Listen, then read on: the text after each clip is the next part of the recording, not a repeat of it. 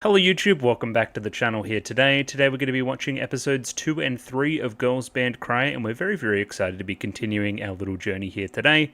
Yeah, with the band, with the girls. Excited to be here watching again. It's going to be good. As I normally do with most of my videos, I'll pop over to the YouTube comments. If you're a patron, you can access these YouTube comments. I read them within the videos and respond to them, so if you have any fun trivia, any opinions, anything for me to bounce off of, feel free to comment it below. Again, if you're a patron, I won't be able to see them if it's public. That's a little bit sad, but I try to respond to the public ones when I can as well. Either way, starting off here, we have a couple of comments from Pencil Sharp, one going into something which I hadn't even heard about and was apparently a huge controversy with the show. So yeah, let's start off here. It's the subtitle drama. Again, because I do this channel, it's something that I've kind of picked up upon, just like not really keeping an ear to the ground on this kind of stuff anymore. Like, I mean, I know what's good and I know what's generally not good, but I don't watch any of it. I try not to absorb spoilers or general opinions anywhere else because I want these reactions to be authentic. Again, it's a trade-off, right? Therefore, again, I miss stuff like this. So again, if you have stuff like this to tell me about like the general public opinion as things were coming out,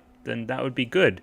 Because, okay, let's pop over to here, because I have a bit of an anecdote. I was just kind of perusing ANN, as you do, just the editorial team and so forth, and I was like, oh, specifically I was perusing this page, the one I had up last week, and then I saw other articles, worst anime of spring 2024, but this thing's like good. Why would you call it the worst thing ever?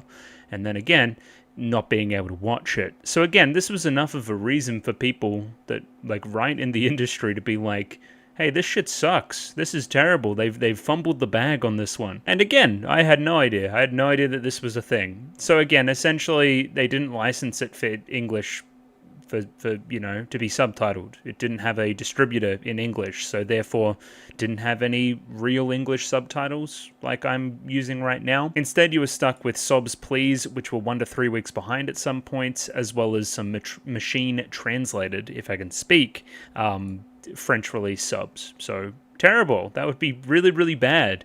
Again, I wasn't particularly in love with the subbing that I got last week either. I'm still going to use it, but yeah. So again, I just wish that we could watch the content. That would be nice. Again, people just had to get a VPN and go on the high seas to get the show that they want. And I have money. Take my money to watch this show, and they couldn't. So again, yeah, it's actually fortuitous that I did wait that amount of time to watch the show, I guess. So I kind of avoided that whole controversy, so to say. So again, a few weeks ago, we actually got official subs. That's what I'm using here today. That would also explain when I was downloading said version, how recent it was for official subs. I was like, oh, that's a bit weird. That explains it. Continuing here, we have probably a little bit of advice for me going forward if I'm going to continue to do music stuff on the channel and so forth. Any database, I'm imagining that's probably more beneficial for actually looking at music and so forth, because otherwise you're just going to have a group name and they're not going to tell you who's actually involved. So we have Ageha Springs, which is the collective behind the music here. Specifically, there's a few notable members, most notable of which being Kenji Tamai, who composed a number of Amir songs, including her Chainsaw Man and Demon Slayer ones. So again, again, I struggle. But yeah, her music's really good, and specifically these ones are quite nice. Again, high-profile stuff, got a bit of a rock edge to her music generally as well, which would be befitting of a girl band show. The music videos for the show started to be uploaded in mid-2023, and the hype was already going crazy, which makes, again, this whole situation a little bit, you know, puzzling. I don't understand why they would do that. Anyway. 8 million views, that's not nothing, for sure. And anecdotally, when Pencil Shop was in Japan in March, there was a bunch of advertisements everywhere for it. So doing well in Japan, you would have to imagine.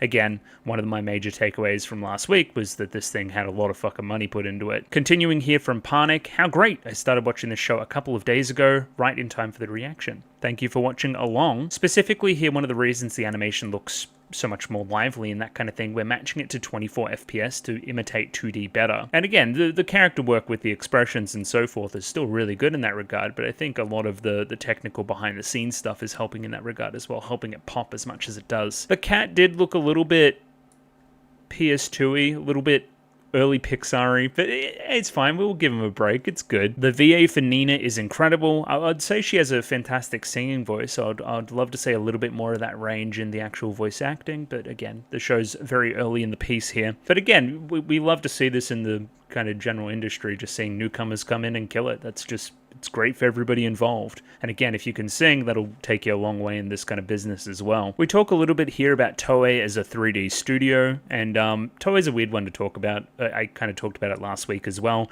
and Pencil Sharp goes into a few other comments upon that in their reply here as well. But yeah, I still think they've created a pretty amazing product here for sure. It's a weird one to talk about staffing wise when you get to these bigger kind of studios, right? It's you're mixing and matching people everywhere instead of these kind of self-isolated ones, much like your Triggers and your KyoAnis and so forth, where they have a lot of the same staff all the time. And I will agree as well, this is kind of a breath of fresh air in that regard.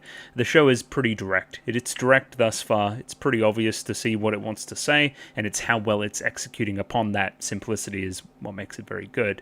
Again, in comparison to, say, Penguindrum, which is making me pull my hair out at the moment trying to understand it. It's a lot more, how do I explain it without being rude? It's just a smoother recording session. It just is. It makes me feel a little bit less uptight. Again, going on with the comment here, Toei probably has a pretty frequent output of 3D overall. I would agree there's a lot of 3D stuff in their various works. From memory, it was One Piece, Precure. Is the new Sailor Moon stuff 3D-ish? I forget. Yeah, there's some stuff there that uses 3D in an interesting way, I would argue. And again, specifically staff-wise, we were looking at director Sakai last week. A lot of work on Love Live.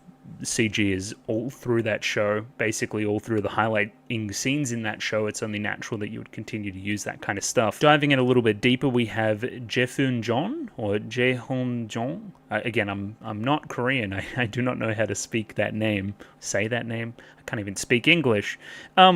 Dragon Ball. They've worked on Dragon Ball, which makes my comments about her going Super Saiyan a little bit funny. And yeah, I would argue a lot of the CG is kind of movement heavy overall, does get to a little bit of that uncanny stuff. The opening's probably the biggest culprit in that regard. It's just very busy. But again, you can get used to it. It's good stuff. Specifically as well, we have a lot of work on Precure, just overall, as well as this bloke up here as well. So again, as well as these experienced staff, we also have this as a training ground for younger animators, much like, say, Miyazaki or Ikuhara when they came into the industry in the first place. They worked at Toei. And again, hopefully industry conditions allow for further training and so forth in such an environment. That would be great. And again, make shows like Girls Band Cry the standard instead of the outliers. That would be great. I think that would be a good thing going forward for sure. And last comment here from Lily Saint. Oh nice, I've been a bit distracted lately, so I haven't been keeping up with the polls, but I'm thrilled to see you reacting to this. Got to be my anime of the year, and it's been unfortunate that various distribution issues have given it a tough time making it in front of Western audiences. I would agree. Again, we've discussed this at length, but yeah, I continue to reiterate my points from earlier. It would be great if people could watch good anime and people license things that are clearly going to be successful. Again, in reading this article here, you know, they licensed out Re-Monster as opposed to this. I don't even know what the fuck a Re-Monster is, but apparently it's not very good. So what are we doing? Why are we fumbling the bag? Pretty terrible. Don't do that. Either way, before we jump into episode 2 here, we should shout out the patrons. Again, if you want next week's episode 1 week early, you can access my Patreon in the description below. $6 a month gets you early access to everything on the channel, including Flip Flappers and Penguindrum at the moment. So yeah, check those out at your leisure. Many people have done this already, up to and including Mickey Babbers, Trails++, Acromancer, Bananarama Hamadama-sama, Bobbin, Treboribby, Dapper Dwarf, Domobot, Ichu, Ed, Fancy Question Mark, Fleur Nightingale, Fried Rice, Fruit, Gloriana Tenebrae, Glyke, Greybeard, Gus N, Ika, Yako Yavanen, Jacob R, Joran, Kelvin, Clem, Nosta, Cot Begemot, Lasher840, Lou, Max, Mistake El Chen, Mr. Maniacs, Nelu, Need, Nico Lane, Parnik, Pencil Sharp 333, Ragashingo, Ronlad BNK, Saint Lily, Sal, Sam1373, Skeleton, Fueko, Without a Net, Yuankai Shu, Yuki Ali, Zach, Binchi, Hans Peter, Marsh, Voodoo Chili, Ice, and Rantiki. Thank you all for giving me money and so forth. I appreciate the support. And yeah, jumping into episode 2 here, general story setup. we have Nina. Nina's left home. She wants to prove the fucking haters wrong, so she's going to make a band, and she's going to make it in Tokyo by herself. She is a huge fan of the music made by Momika and her former band. She sees Momika working, and again, Momika is the ideal. Seeing Momika and again realizing that she's trying to bow out of this stuff, it leads to some character conflict, leads to a big climactic scene in which Nina basically begs Momika not to leave and join her one more time and try to make it in this industry and so forth. Cue song, cue that whole thing. It was confusing in the preview. I believe I saw a moving truck. So is she moving back into Tokyo, or are we going to take a quick excursion up to, I believe it was Hokkaido. So maybe we'll see. But again, we need to meet all these characters and start making a band and start making some damn music, baby. That's the whole that's the whole idea here. So moving into episode 2, that's our general setup. Discord if you want to talk to me about the show, Patreon as I mentioned before, like the video and subscribe. Let's jump in. Episode 2 of Girls Band Cry coming right up. Rightio, Girls Band Cry episode 2 up there ready to go. 23 minutes and 57 seconds on this one, so sync up accordingly with your own copy. Yeah, still using the same old subset, and there should be a picture-in-picture version in the description below. That Crunchyroll stuff. We love it. Anyway, let's give it a 3, 2, 1. Rightio, 3, 2, 1, go. I've got a confession to make. I started watching this episode, and then my copy was so unimaginably terrible that I had to go grab another copy from somewhere. So I've seen the first first 4 minutes of this episode. So I know that, Momika's going to wake up in Nina's bed, which is extremely gay. And I know that, again, there's been a misunderstanding about the whole band business, I guess. With Nina being, you could argue, tsundere about it. Again, it should be fixed now. It's just a bunch of stuttering. It looked really weird. So I don't know what was up with that copy. We'll grab a different copy next time.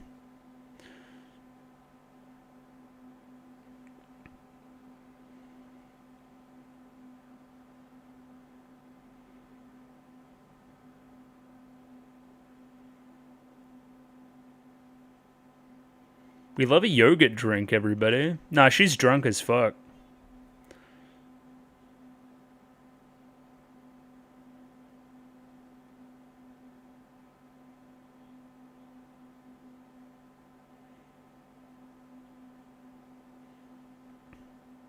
It is funny how they're like arguing like a married couple already, which is fun.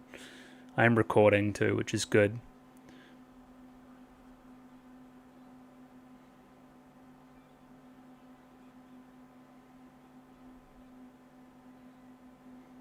And again, I thought it would have been taken for granted that she wanted to be in a band, but essentially that's not what's happening by the end of the 4 minutes I've watched. She seems to be convinced that she's just moved to Tokyo to go to cram school and get a part-time job, which I thought the band business was the whole idea. But again, maybe that was me being too many steps ahead. Again, I'm not a stupid person. I'm looking at the screen. She's singing as the front person of a band. The lead member, almost.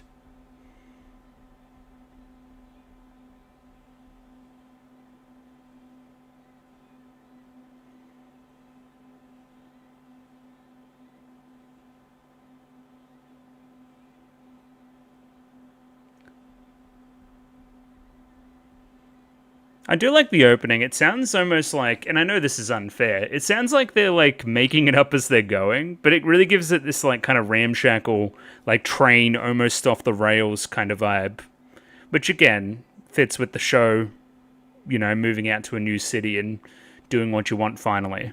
It feels like wild and out of control. It matches. It's good. Episode's called 3 Nocturnal Creatures. I'm going to imagine that we're meeting a new member, because I only see 2 nocturnal creatures right now.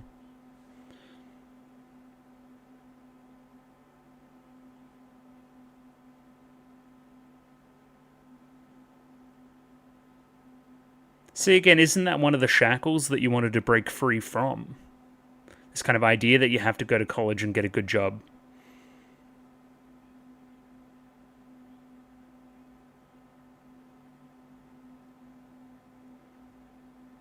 And here's the misunderstanding.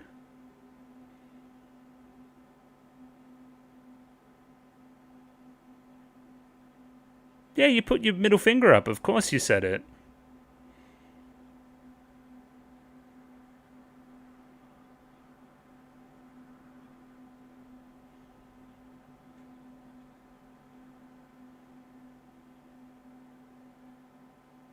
Animation fantastic too.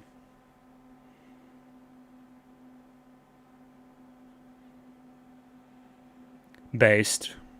Now my episode paused here, so we're back.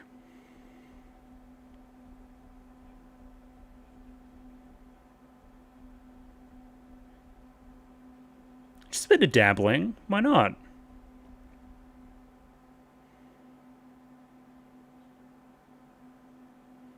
But she holds a guitar on the front cover. You can't fool me. Good soul. Hell yeah.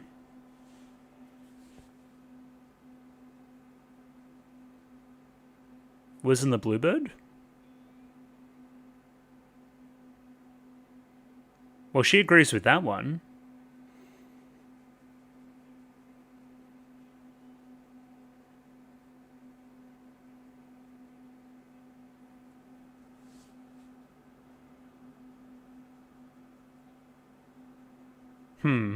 We need that backstory too for Momoko.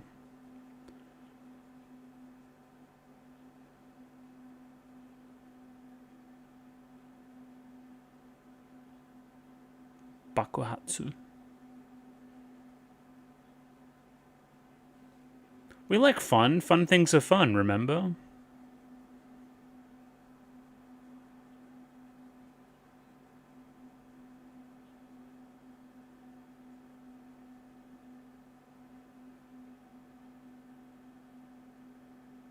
Thought she was going to run into that for a second. Super. She did. Thought she might have.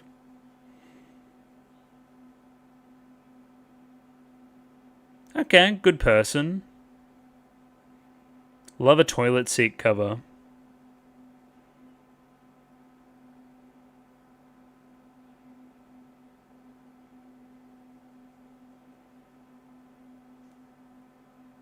You put a knife and put it in a bag like that? That's crazy.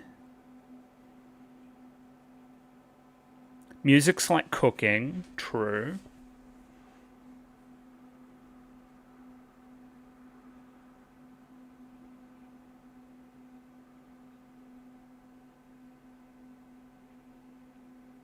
The knife's a metaphor, chat.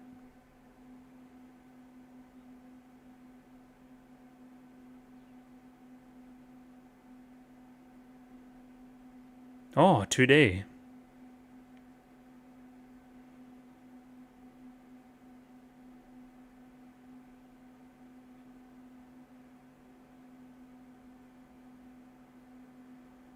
Dude, I love tofu. Some kind of hot pot? What is this, Eurocamp?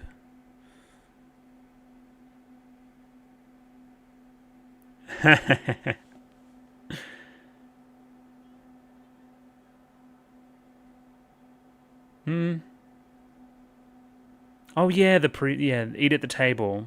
Yeah, that was one of them.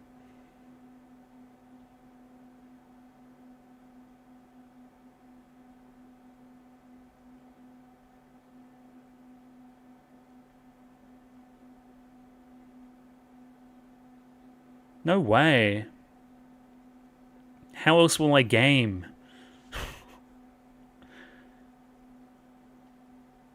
Shit is kind of mental. Well, your parents are stupid.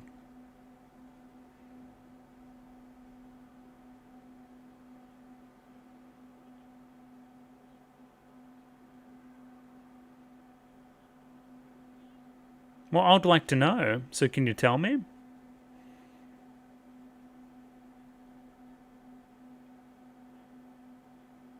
What's that?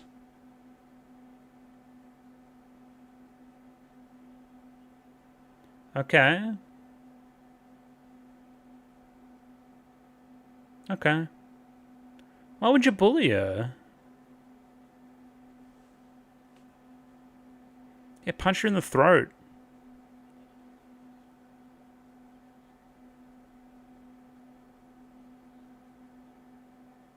Interesting. Hospital? Well, it's clearly a big deal. Yeah, stop stewing on all this stuff.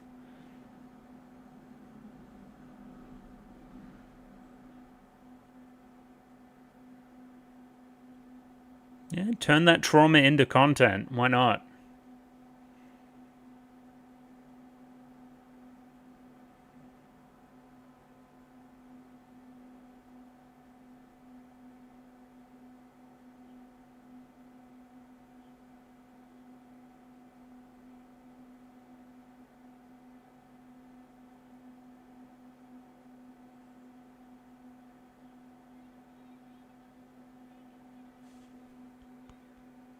Gotcha.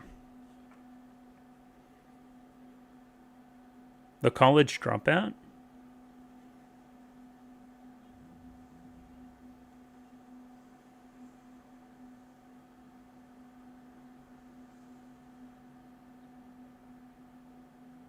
Yeah, prove the haters wrong. I didn't know that the haters were like literally like terrible bullies. That's bad. Now you really need to prove them wrong. I don't know, you bought it? I can't buy it.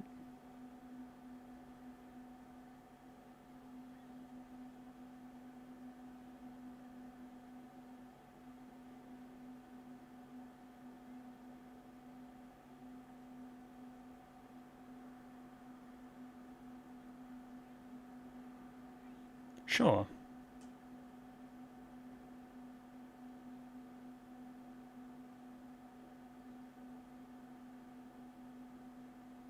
A constant reminder in the room, huh?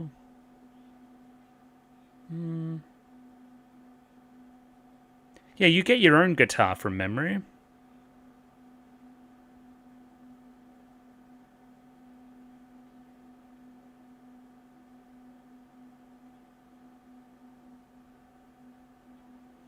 Okay, bye. Muscles. Jesus.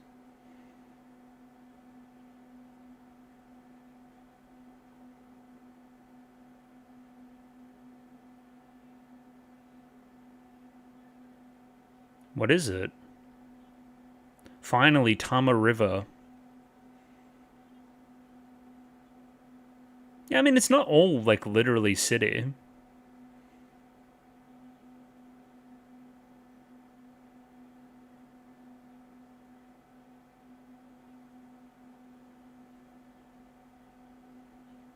Seems like it's building up to some kind of poignant moment. I don't believe she's going to stick with her studies forever.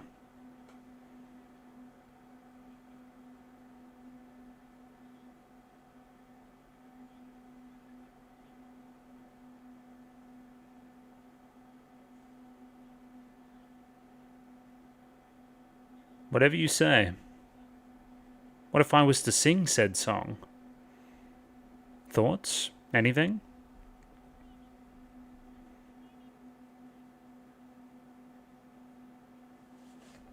What is this? That's nothing. Some Dr. Evil type shit. Cute.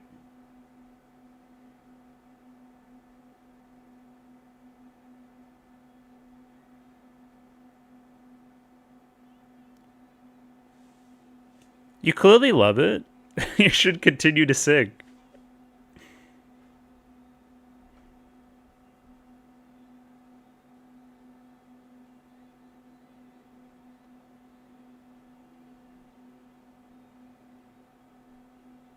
What if we rolled credits and then the rest of the show is just about like different people? That would be funny.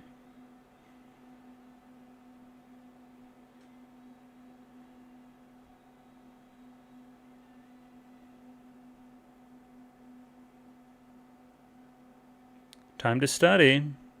Bet you'll love it. Who the hell's Jim?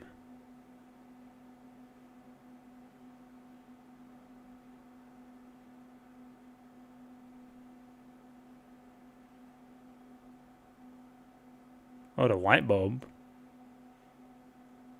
Girls bundle cry.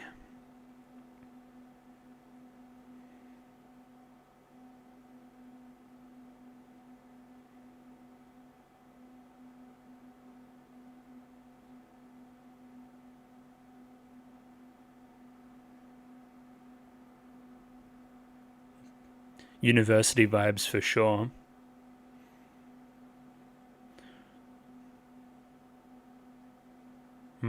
Maybe memories. Damn, this shit's lonely as fuck. This is how I live, chat. I don't talk to nobody.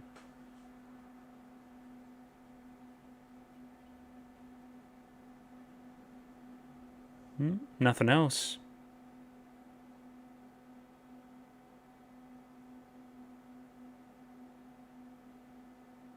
Who'd text you? She's got the weather app open. See, chat, it's a metaphor.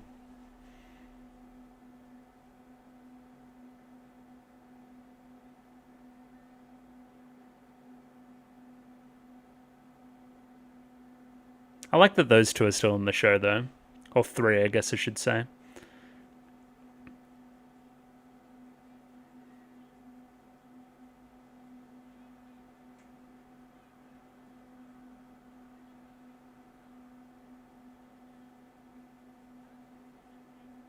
That's a fucking huge light bulb. What the hell? Not really. I kind of want to sing in a band with you, I think.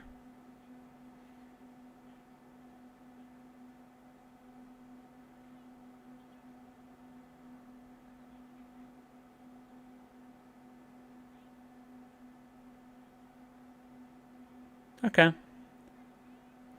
I'm putting a band together?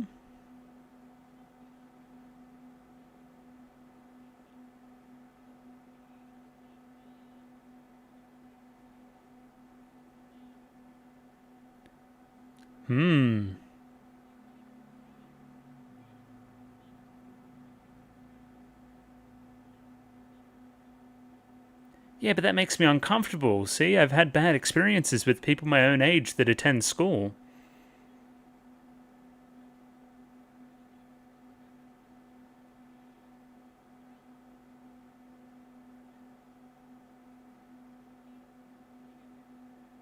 I hate music. Don't talk to me about it. Oh, Vocaloid based.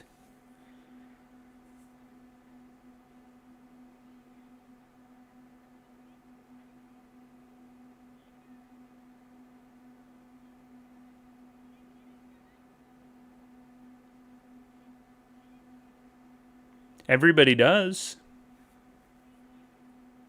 Oh, see, she's so much cooler than me.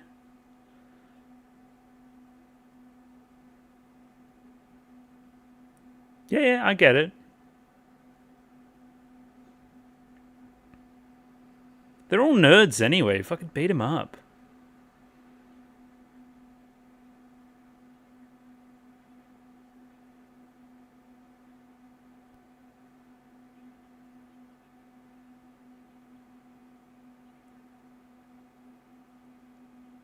Oh, it's very familiar very quickly. Nina-chan, for sure.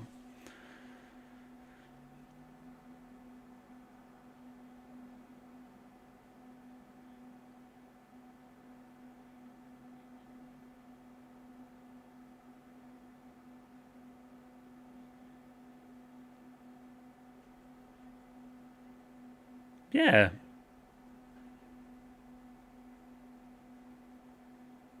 A little bit. But that's just how communication works when you're new to somebody, I think. Until you get more comfortable. Feels a little bit awkward.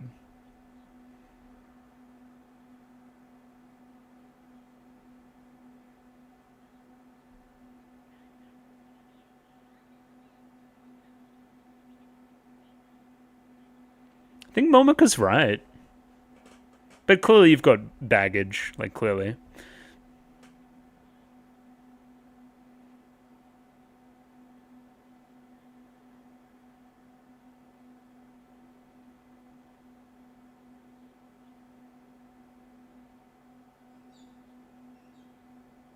Interesting. Where are we?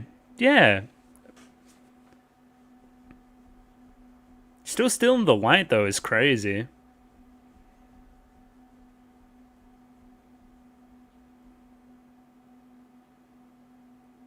The animation there was really good, too.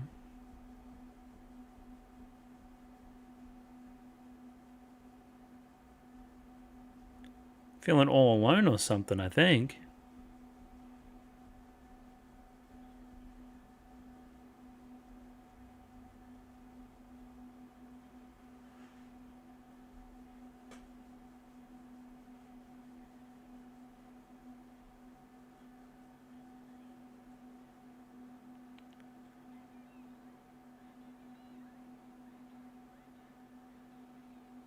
Characters that are literally you. Me after any social interaction.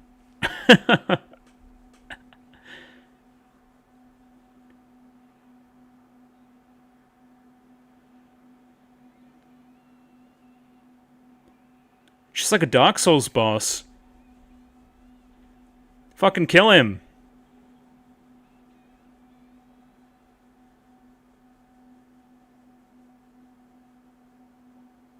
Now you made it all metal. Hell yeah.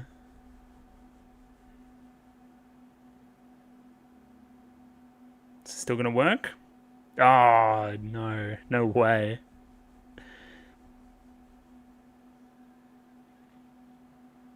Don't die. That's all I'm trying to say.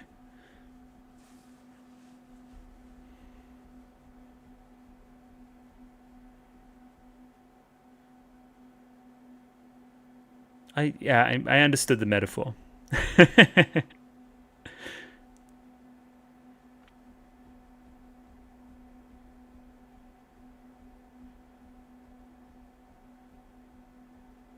Oh, hello.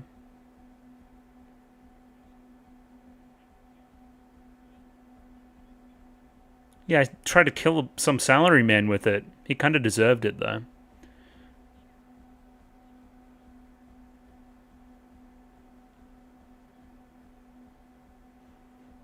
So I wonder if she's still going to be doing the cram school stuff at the same time, or she's going to drop it.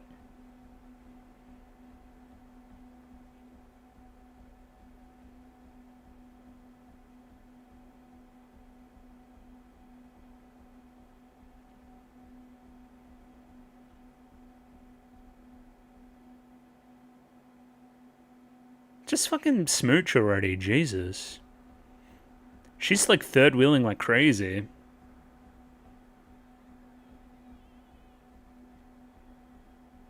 She's taller too. Because it's funny.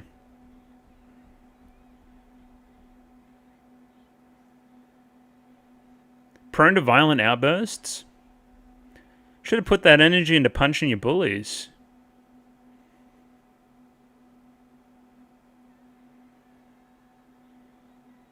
Oh, and the yogurt drink thing came full circle too. That's nice. The light works still, amazingly. Again, it's a metaphor. Did we get an ED last week? No, we didn't.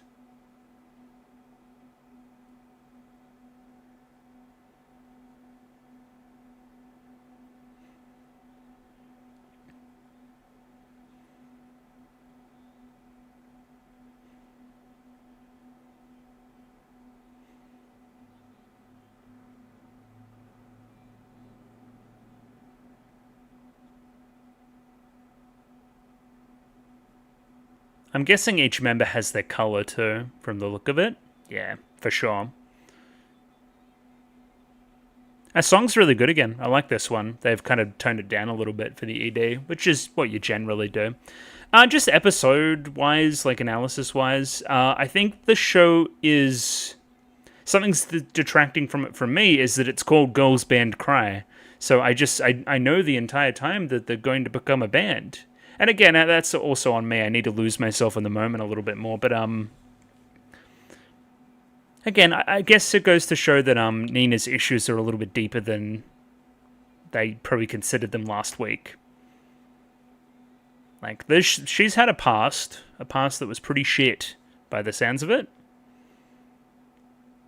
she's going to find friends, hopefully. That'd be nice. And yeah, we're bringing the band together for sure. Yeah, so after a rocky start there with the whole weird copy of the episode, worked fine after that, so shoutouts to the new one, I guess. Yeah, weird. Anyway, episode was pretty good. We're going to watch another one here directly and then probably return tomorrow for a little bit more analysis on them and so forth. Radio, episode 3 of Girls Band Cry, up there ready to go. 23 minutes and 57 seconds on this one, so sync up accordingly with your own copy. Same as before, Eri Roars, Crunchyroll, all that jazz, as well as picture-in-picture in the description below. So yeah, let's give this thing a 3, 2, 1. Radio, 3, 2, 1, go. Crunchyroll? So true. I didn't grab a name for the new girl either, which is bad of me. I should have done that. Okay. They're in FL Studio.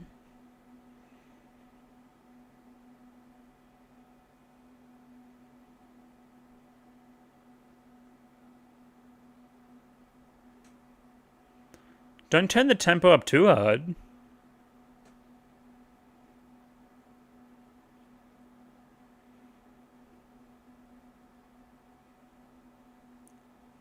This is the kind of phone app that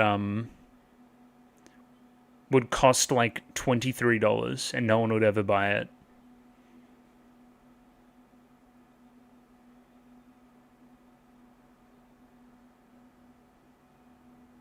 Damn, I didn't do any studying at all. I was too focused on the music.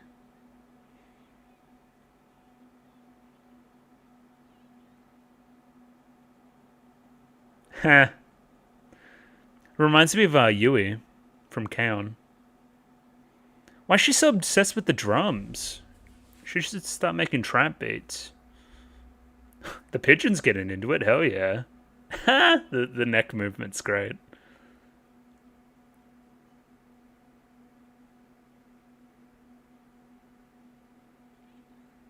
Yeah, the realization again that I must study. Yeah, literally, same scene verbatim, minus the pigeon, is in Kaon. Do you know what that means? It's a good scene. I'm going to be honest with you. Again, it seems like your true passion may lie in music instead of this studying business. Again, it's such a cultural thing as well. Like this idea that you can't make it as a high school dropout at all, and that there's no safety net at all. And again, I think it's also very... Maybe it's a Japan thing again. It's a very childish thing to think that, oh, if I'm not on the right path by, like, 21, my life's fucked and I can't come back from it. Like, no, people go back to school all the time. People change careers all the time. Nobody's got it all figured out. You'll be okay. And again, if you're a little bit younger than me and you're hearing that for the first time, please believe it because it's true. Everything works out. But again, Japan thing. Maybe you're truly limiting yourself if you don't go to university or something.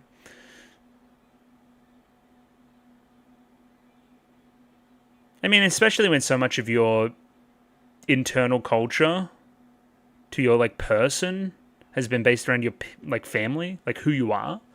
And they seem very strict and by the book and stuff. So, you know.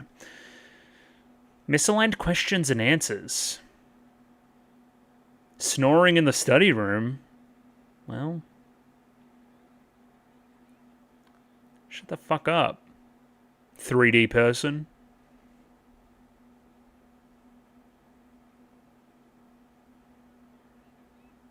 Get a big coffee up ya.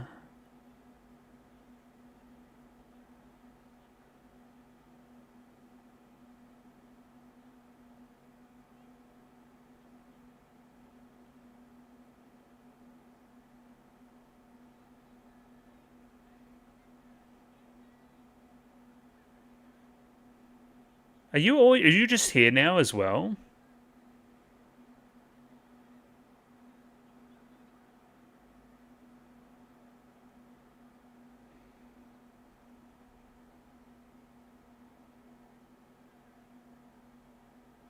Oh, that's nice.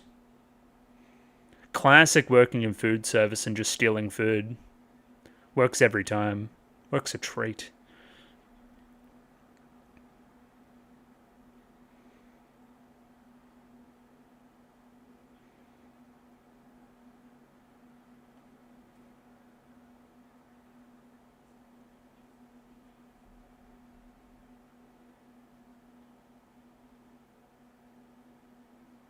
We should make some kind of pigeon type beat. Well, that's bad manners too. The cat won't even eat it? Yo. You weren't listening at all. Like me.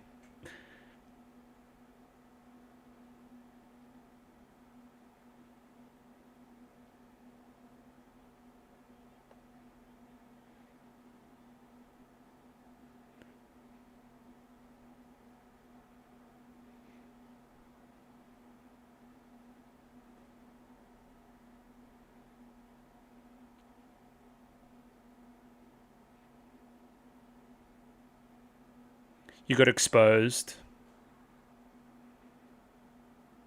I've been reminded that I must study. Yeah.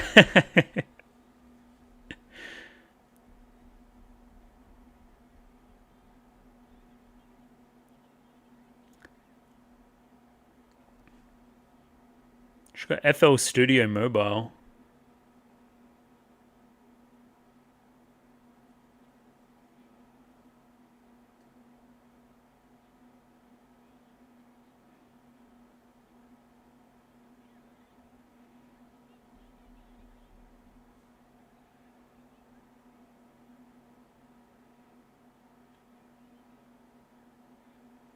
She seems very determined to not be a part of this band.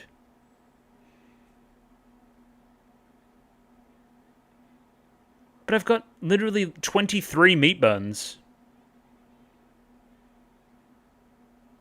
Please send help.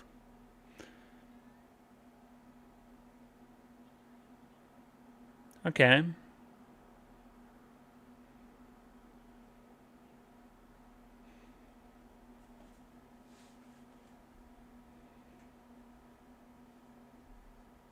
Maybe you got a bit of talent for it. I don't know.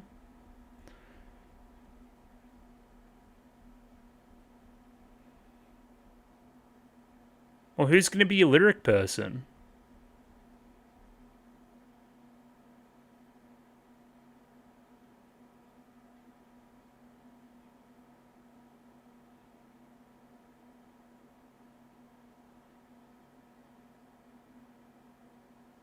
It's like she's so scared. Yeah.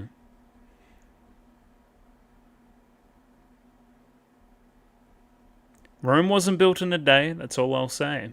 She does have an acoustic guitar though. We'll take that.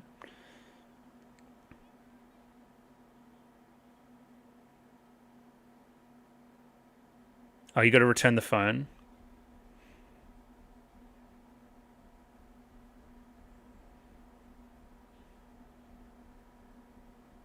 Yeah, use that sense of obligation, that sense of being thankful.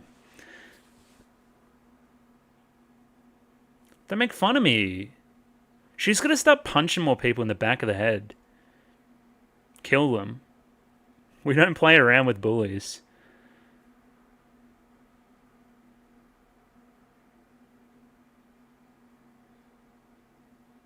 This looks pretty swanky.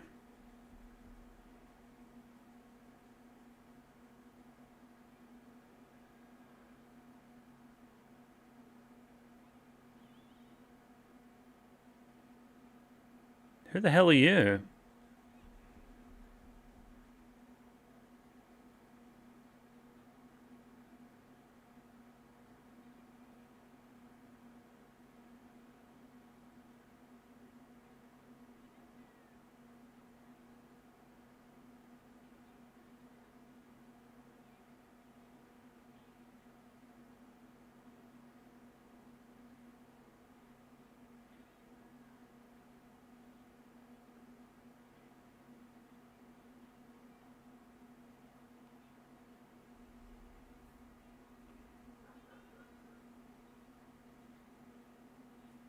Yeah, you're a little bit high class, huh?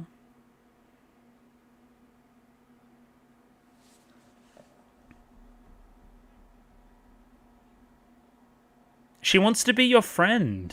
And potentially more?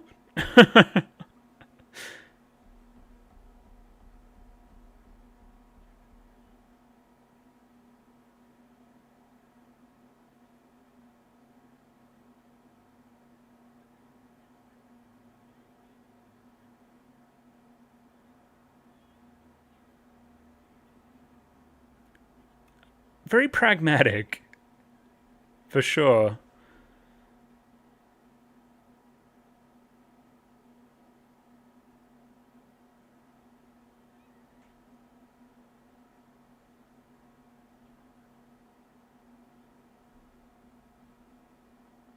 Okay, stepping out of your shell a little bit. We like that.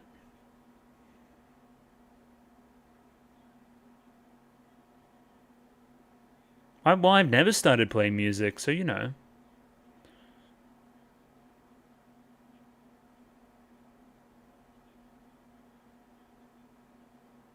It's a part-time job.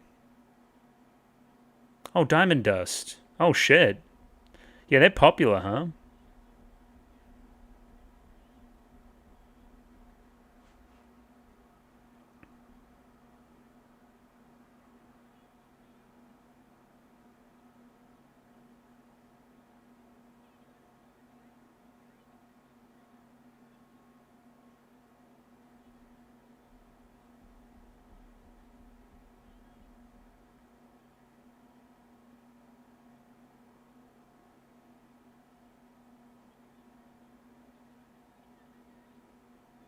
What a terrible way to think.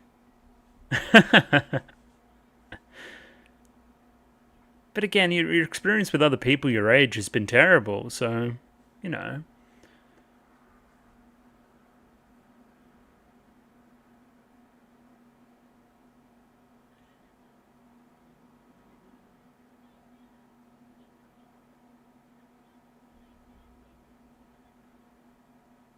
Oh, really?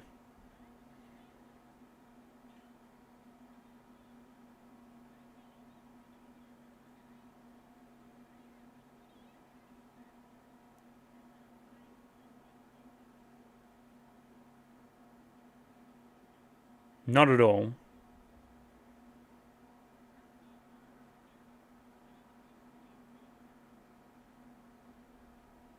Interesting.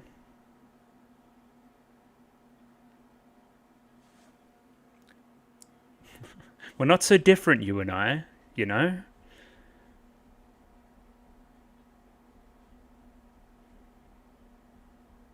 Kind of like you, who doesn't really want to go to college, but continues to study.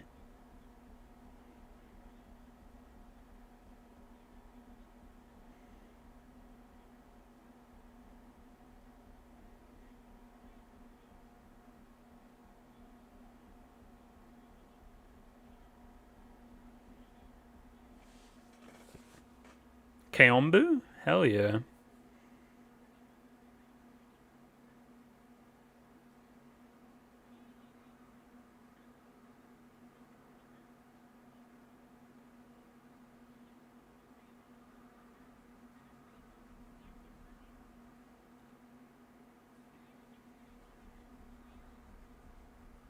Yeah. Hey, the smallest amount of equal ground that we both hold. Why's your phone hella smashed?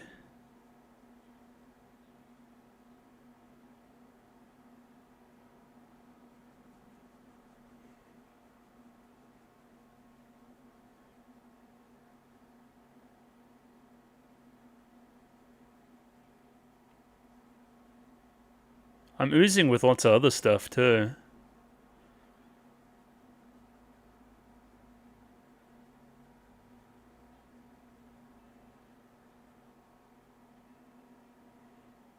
I do think you guys will thrive in a live setting.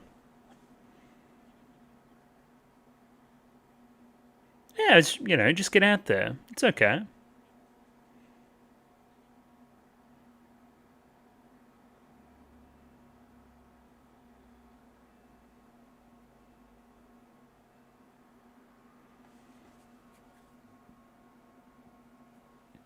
pretty cool.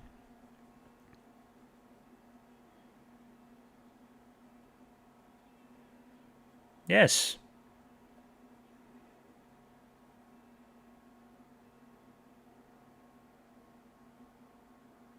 Yeah, same shot again. Fun.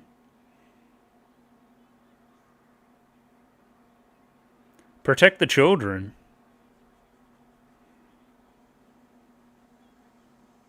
Yeah, that was an emotional high point of an episode.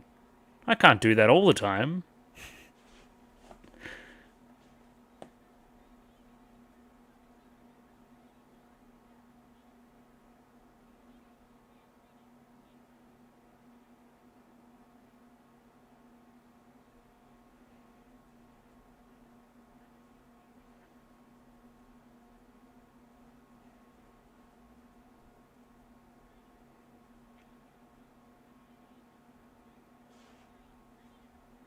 She's quit the band 14 times already. It's okay, this has happened twice to 3 times already.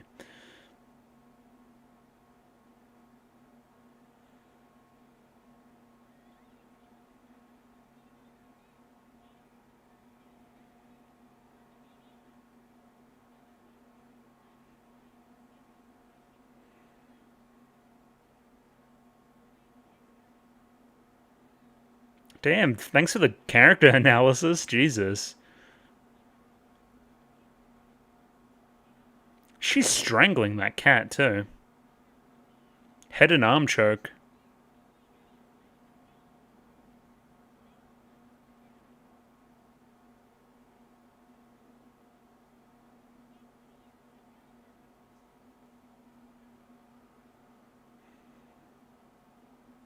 Okay.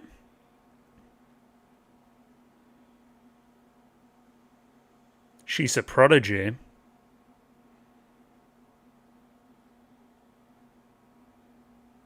Drums are so loud.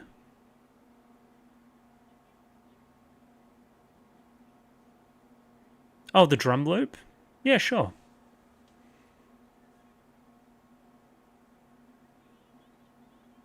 Let's run it back. Why not?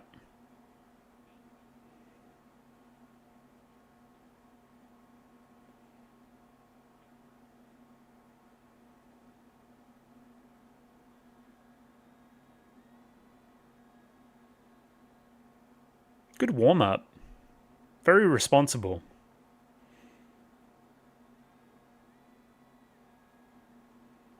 So is this like a real place that you can go? Like a karaoke place where they have instruments? That's kind of based.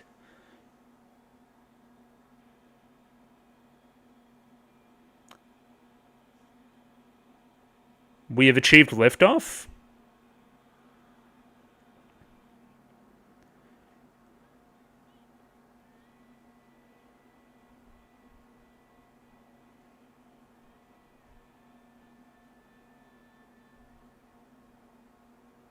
She got encased in rainbows. I liked it. Then it must have been. Hey, how cool's that? Makes you feel cool, right?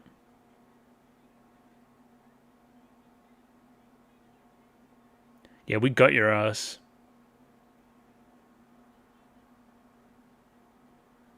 I was moving before. Do I have the gene?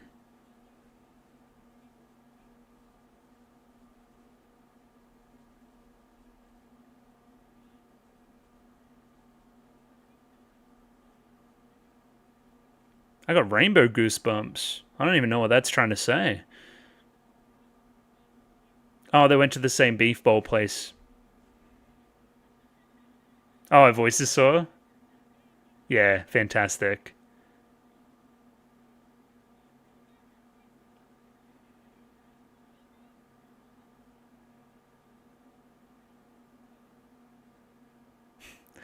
Doskoi, doskoi.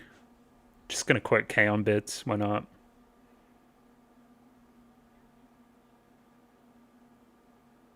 Hello, person that's clearly gonna join the band.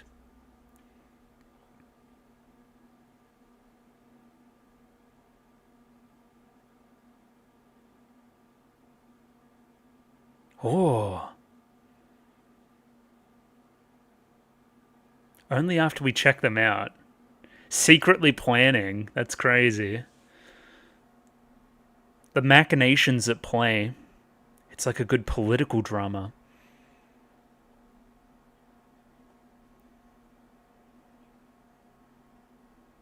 Yeah, she has a job, though. I don't know. That big poster of their band? Yeah.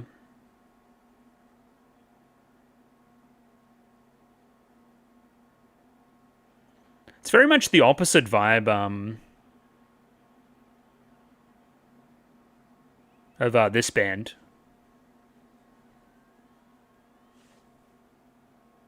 We're missing a person? Send help?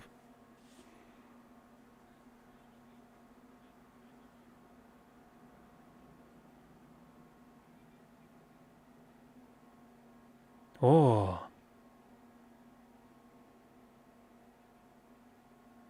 No, see, you must wear band clothes. So let branding as well. We must consider branding. Alright, what is she wearing?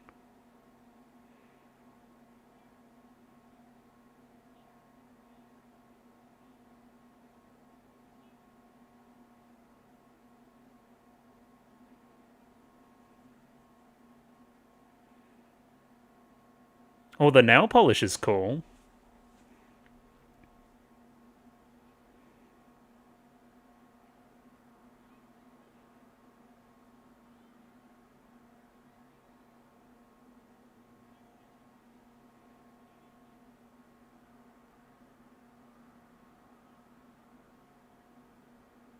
Oh, now you have to come out. Oh, the outfit is horrendous. It's outrageous. Would not be caught dead.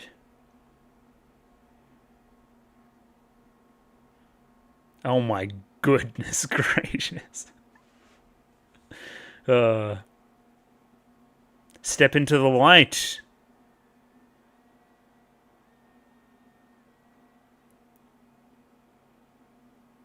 Give her a clap.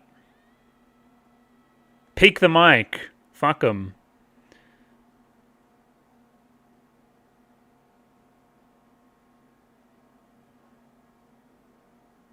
She's one of the hardest rockers of all time.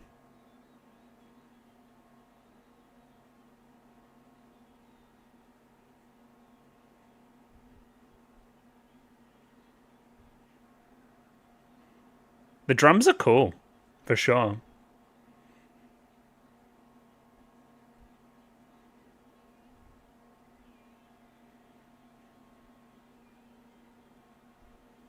We must consider where the piano's coming from, but, you know, or keyboard.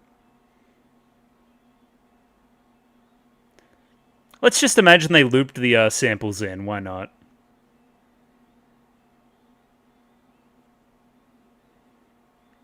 So those other two members are definitely here right now and watching this and being in awe, right?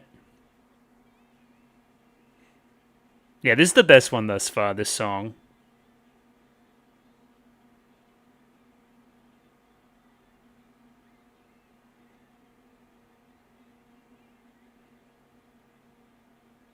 Is the crowd all the same person? Let's just imagine it's a really big idol group. Oh, they're all wearing the same clothes as her. Oh, gotcha. Oh, it's even copies of her. For a little bit there. Yeah, interesting. Again, you can read into that however you want to read into that. That was pretty ball. I liked that song.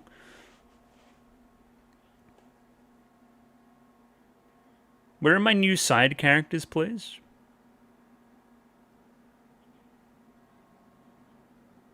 Or not. Yeah, so that was 2 and 3 of Girls Band Cry. Thoroughly enjoyable. Again, I think it's very tempting to say that Nina's being a little bit overdramatic, considering that I have the meta knowledge of that the show needs to continue to go on.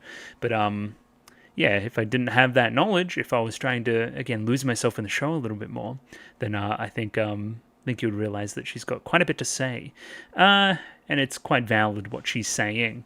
So yeah, good show.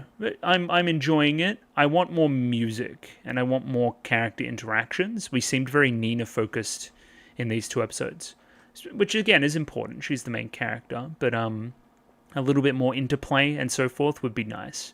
Fun animation across the whole episodes and all that kind of shit as well. I'll return tomorrow to talk about them in some more detail, do some lyric stuff, look at the ending some more, look at that new song some more, all sorts of stuff. Talk about what happened and what I liked, what I potentially didn't like, all that kind of stuff. So yeah, I'll see you in mere seconds, but for me it'll be about 24 hours. So I'll see you then. And we're back. Girls Band Cry, episodes 2 and 3 in the book. What did we think? I thought it was pretty good. I had a good time. Again, it really peaked with that kind of performance at the very end, as I'm sure the show is going to continue to do, build up to these emotional high points around the performances and so forth. Upon reflection on yesterday's episode, I came out a little bit hotter on them, I think, overall. I think the attempts to further humanize and legitimize, I guess you could almost say, the trauma of Nina is appreciated. This is a serious show, a little bit more than I thought it was going to be, and it's not natural for a character like that to meet new people and immediately open up to them. Nevertheless, people her own age, again, this is stuff you can see once you take that step out a little bit more. And I think in the future, I just got to lose myself a little bit more into the show as well. Again, I'm not taking any of this stuff seriously, where she's like, I'm going to quit the band and I'm not going to do the band ever again. Because again, I wasn't born yesterday. The show's called Girls Band Cry. She's probably going to be in a girl band and crying, presumably. But you know what I mean? I got to lose myself in the fact that potentially she could walk away. Because the reasons for her wanting to walk away here at this time are legitimate. And as we dive into the reasons why and the bullying there within, the family situation and everything influencing our main character and their struggles, everything becomes a little bit more clear and a little bit more potent, I would say. It becomes more legitimized, as I said. The other thing we did was meet the major character of Subaru. I think she's nice. I appreciate, again, episode 3's attempts again to show her home life a little bit more and her family situation and how that relates to Nina's. I think that was a good writing decision as well. And I think she genuinely loves the drums. This is where the animation comes into it as well. You can tell she's just having a great time drumming, and I think that's good. And again, in her own way, escaping the expectations thrust upon her from her family situation.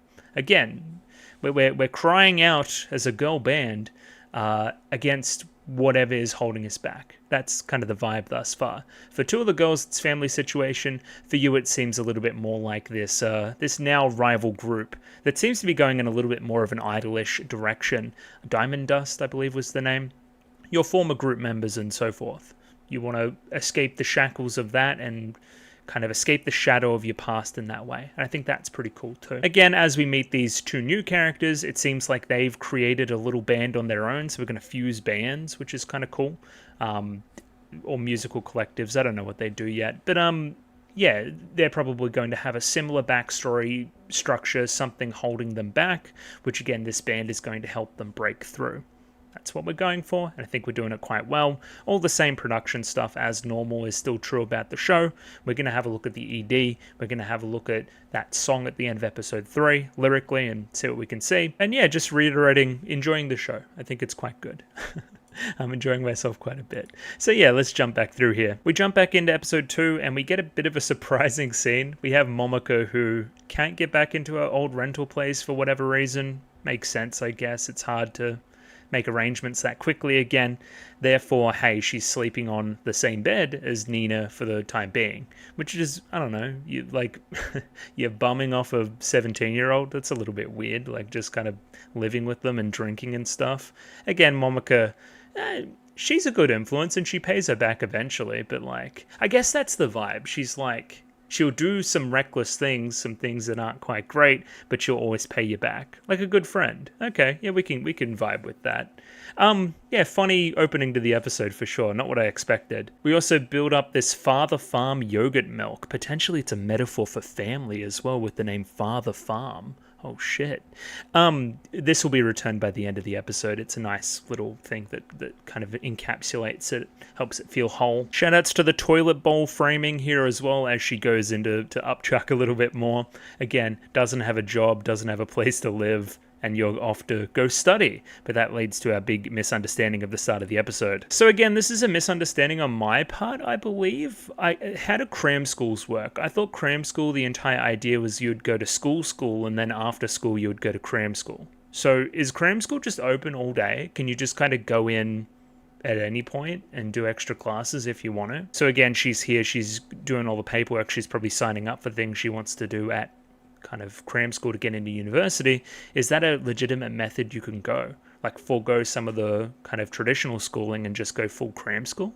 I don't know. Weird. And of course, cram school would have way less of a vibe of a normal school, way more of a university. It's not really a place where you would even meet people, which is probably why Nina's a lot more comfortable with it as opposed to a regular high school, which again seems like something that gives her pause. And here's the misunderstanding. Again, it's funny from you as well. I don't particularly want to go to college, but life's hard if you don't. Again, that's a kind of residual shackle still holding you from your family, right?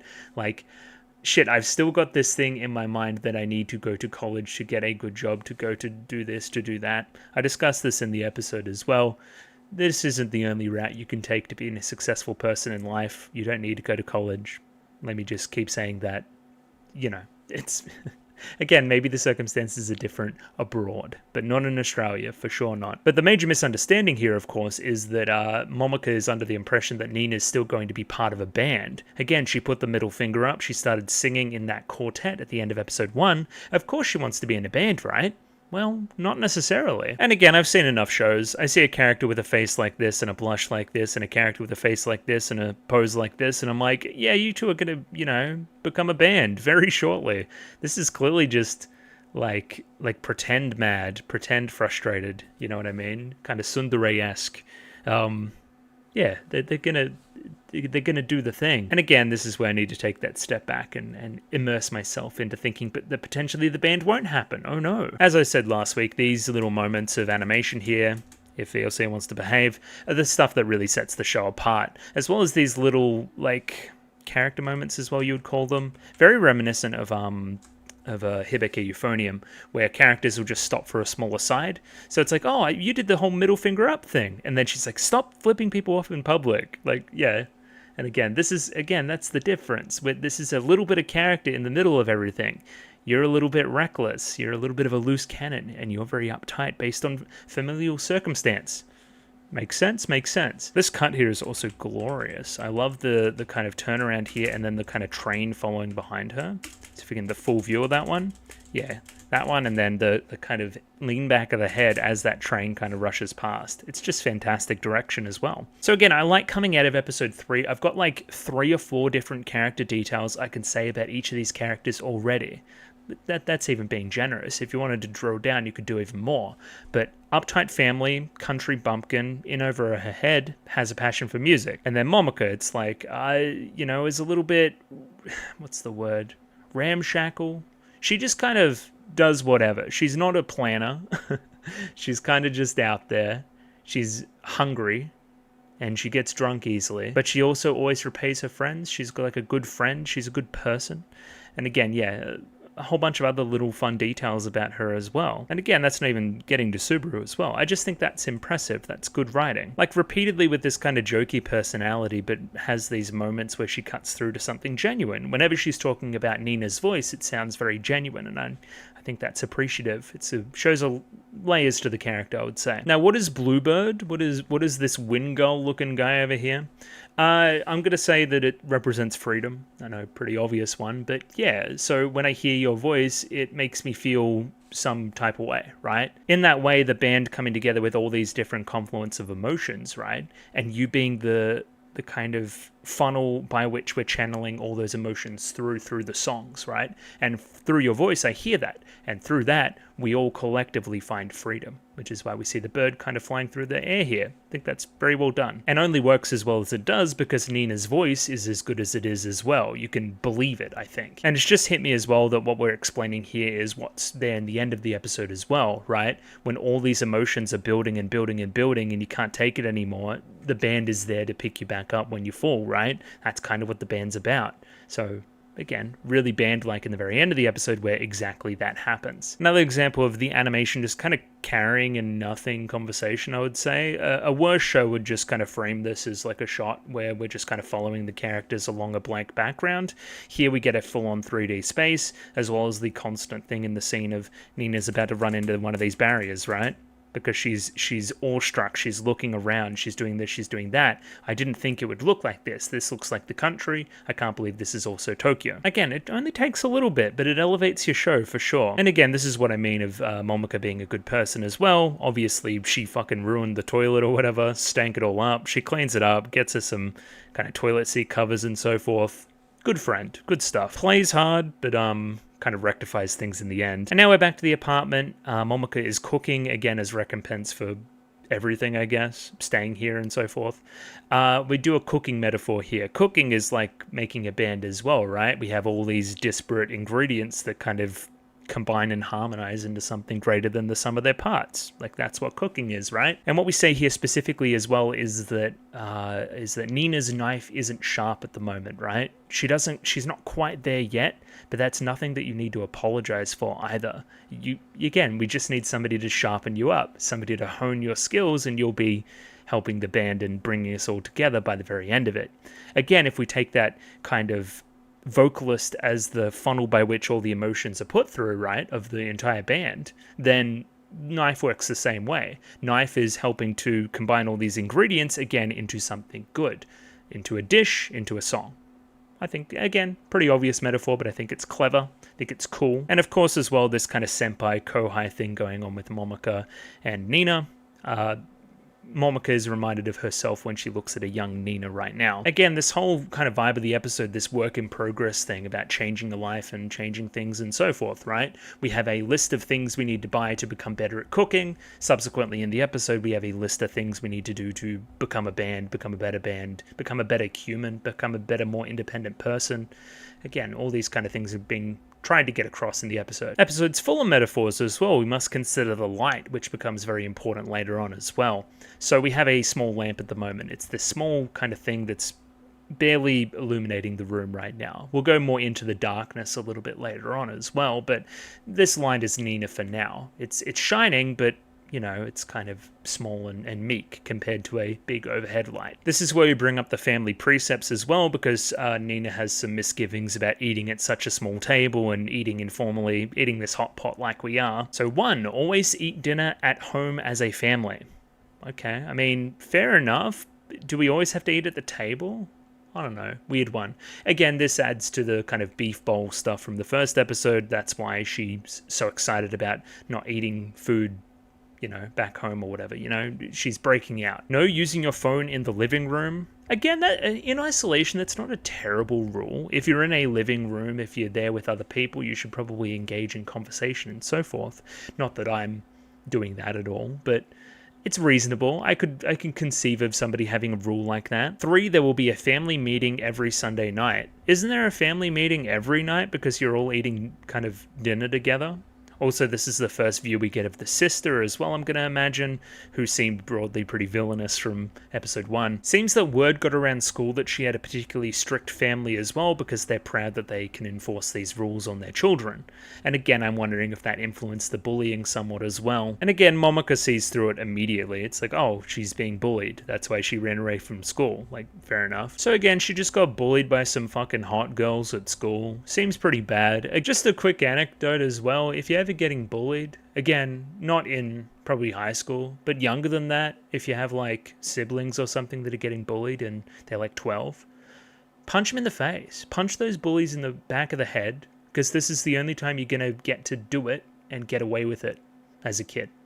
Again, that's my that's my experience. Again, can't be applicable to everybody. Most certainly not girls. I wouldn't even know the first place to kind of go there. But yeah, sometimes people need to be punched in the face. That's all I'm going to say. And yeah, the bullying here seems pretty insidious. We specifically mentioned here that you were taken to hospital because of it.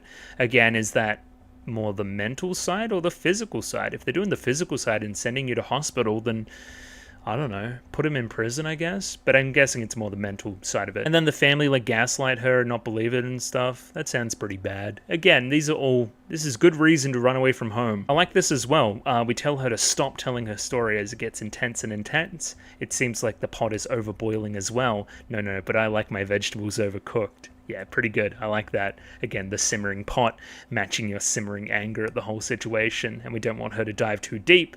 Because it'll ruin the meal. And again, Momoko, that wise head, that person that's kind of been through it all before, this is the reason why you should sing. You have stuff to sing about. You can turn some of that trauma and that angst into art, which again isn't always the best tack to take, but in this case I think it rings true. I'm guessing this whole hospital visit thing has to do with the bandage on the head, which I noted in the first episode as well. I think that's where we're going with that. And again, we're bringing up this idea of the middle finger again. She looked over to the guitar, middle fingers up, focus on music. If I was to give a middle finger to my father, which I don't really respect, then I would do it through music. Maybe that's a reason why I should pursue this. But again, still shackled, still wanting ultimately to go to college, because again, that's one of the things the dad says you need to do. So you must do it. I think, again, it's interesting for a character like this that has grown up with so much structure. I don't think you realize ultimately how free you are right now. You're away from home. You can do whatever you want. You don't have to go to school if you don't want to go to school. Like, you can do whatever you want. Do whatever you want. Because they're not there to watch you every day. We continue here. Nina will feel like she lost to her bullies, her parents, and even her teachers if she was to quit now, from the college perspective, right? So that's a reason why she wants to do it. Putting her middle finger up to everybody would be making it despite everything that happened. But again, as I keep explaining, you just need to shift the goalposts of what making it is, I think. The day has come and Momoka's moving back to her old place, again continuing to pursue music, going to make a new band. That's her whole goal at the moment. Therefore, we're handing her back her old guitar. You'll need this. I can't play guitar. You'll need this with your band. And again, you seem disappointed. Again, metaphorically, this is you giving away music. I'm disappointed in that fact. And very subtly here, we see Momoka leaving her in the revision mirror of her life, going off to something else. Again, Nina will start to feel lonely very, very soon and want this whole thing back. Oh, we got to do the singing scene first as well. Oh yeah, here we go. So for one last favor, as opposed to Nina helping her move some more, we're going to get her to sing one last time. Again, I'm that enamored with your voice that I want to hear it again, which is great. We go out by the river and it's all very serene, it's all very private, and this is a time when she can just kind of belt out her song. Why are we placing this character by a river in the kind of outskirts like this at this time? I think the answer is twofold. One, a river is a metaphor for life, so putting you here at this kind of junction point in your life and the flow of it is kind of interesting. Again, I think there's something thematically there. I also think more pertinently that she's just used to the countryside. She's from the countryside, so putting her in a place where she's comfortable to sing is a great idea, as opposed to somewhere a little bit more crowded and a little bit more urban. And again, I'm not stupid. They're saying their goodbyes here. I know that this is 12 minutes into the second episode. I know that these two are going to reunite very, very soon. Again, the show even wants you to know that. Just as they try to separate hands there, Nina re-grabs it and then mentions to her if she ever wants to flip up the middle finger, use the pinky finger instead, because it's a bit more respectful. Again, I don't want to let go of that connection. In that way, it's kind of like their faux pinky promise as well, which I think is pretty neat. I think the animation through this whole singing sequence is probably some of the better stuff. I like her like kind of looking left to right before she starts, again kind of embarrassed and blushy and stuff, and then as she starts to sing, it kind of, you know, It rises up in her some more and she gets more and more confident. Even Disney princess vibes here for sure, just like kind of shouting out to the wilderness her words of, I don't know, what you would call it, words of longing. Yeah, something like that, sure. Specifically here, she returns back to the apartment and she starts crying. Notice that she's all alone in the darkness. She doesn't have that light with her anymore.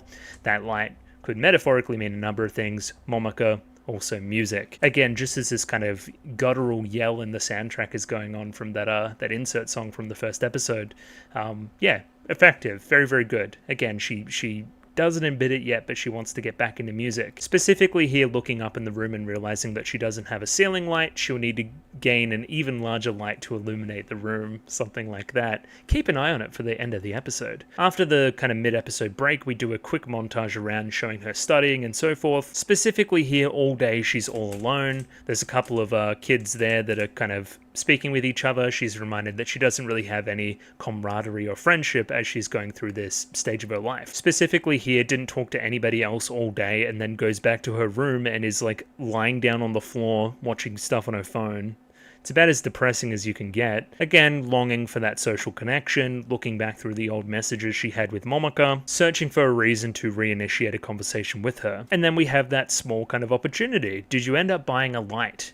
Now imagine, we're linking the light to that friendship with Momoka and subsequently the band. Keep that in mind, keep it in mind. And she's so very happy about going out with her friends again. I'm happy that these two are still in the show as well. And again, kind of skipping out, walking over to the new place. And again, expecting just to see Momoka there and just to pick up a light. But again, it's so exciting. It's the first piece of social interaction I've had in a week. Of course, that door is stubborn. Nina is also stubborn. Again, you see what we're doing here, and that stubbornness will continue to come up in this next scene where we have dinner. And then, jump scare, there's a new character. Momoka invites Nina to dinner. Nina says yes, without knowing that there's a third person here. Oh my god, getting cheated on. And again, immediately you're bubbly, full of personality, potentially even a popular girl at school, leads to you being quiet and reserved initially, I would say.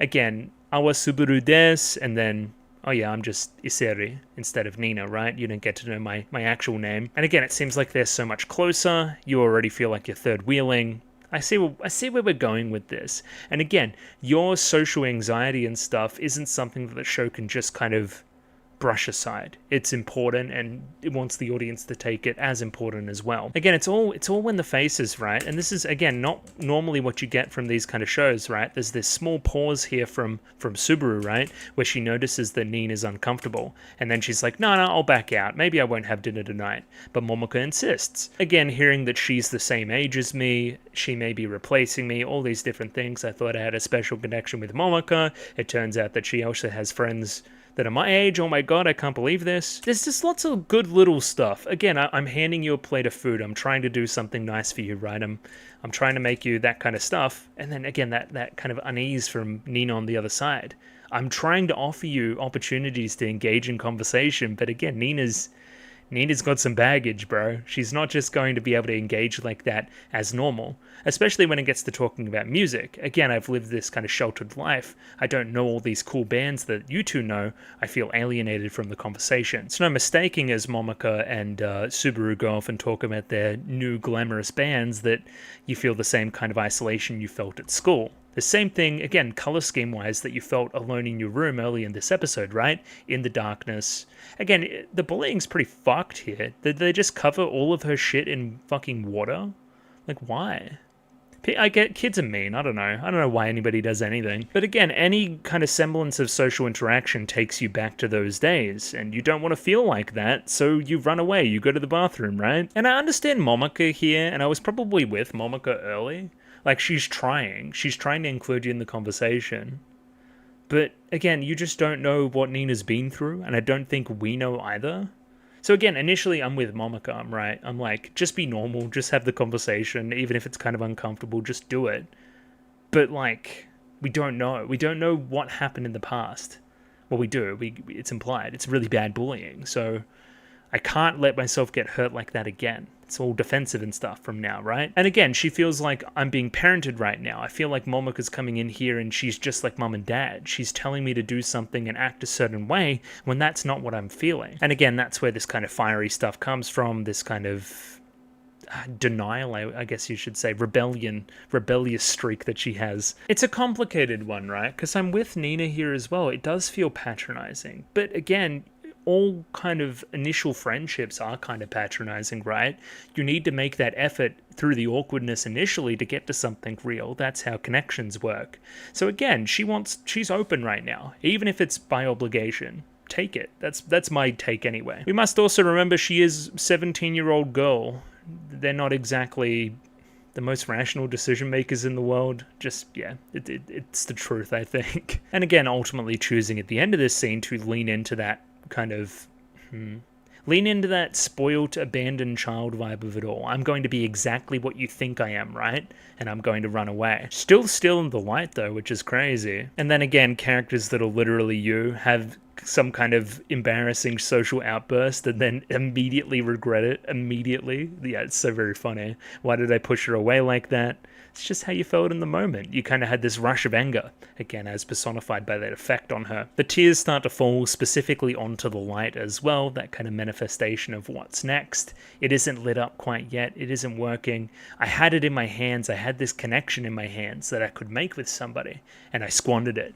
Tears falling onto that again is quite direct. Really like this shot as well, as we do the full zoom out and show how isolated she really is in this abandoned street in Tokyo. Before one person comes out, notably an older gentleman as well, maybe a father type analog. Again, she's so much rebellious against this type of figure, I would say. Anybody that wants to control her, telling her to shut up and stuff. Then flipping the middle finger and starts swinging the fucking light around like a madman at this person. Again, I'm lashing out. In the process of swinging around, starts breaking the light. Again, if we're seeing the light as that kind of potential for that band type relationship, I was also lashing out in the restaurant. I was lashing out and breaking any chance of that kind of band idea ever lighting up. And again, regretting the lash out when you get home. Oh no, now I've broken the light. I can't even have that right, you know? It still may work. It still may do this. It still may do that. I get up on my tippy toes. I try to plug it in and I'm just not tall enough. Potentially need some help in doing so. Again, ultimately, I can't make it all connect on my own. I can't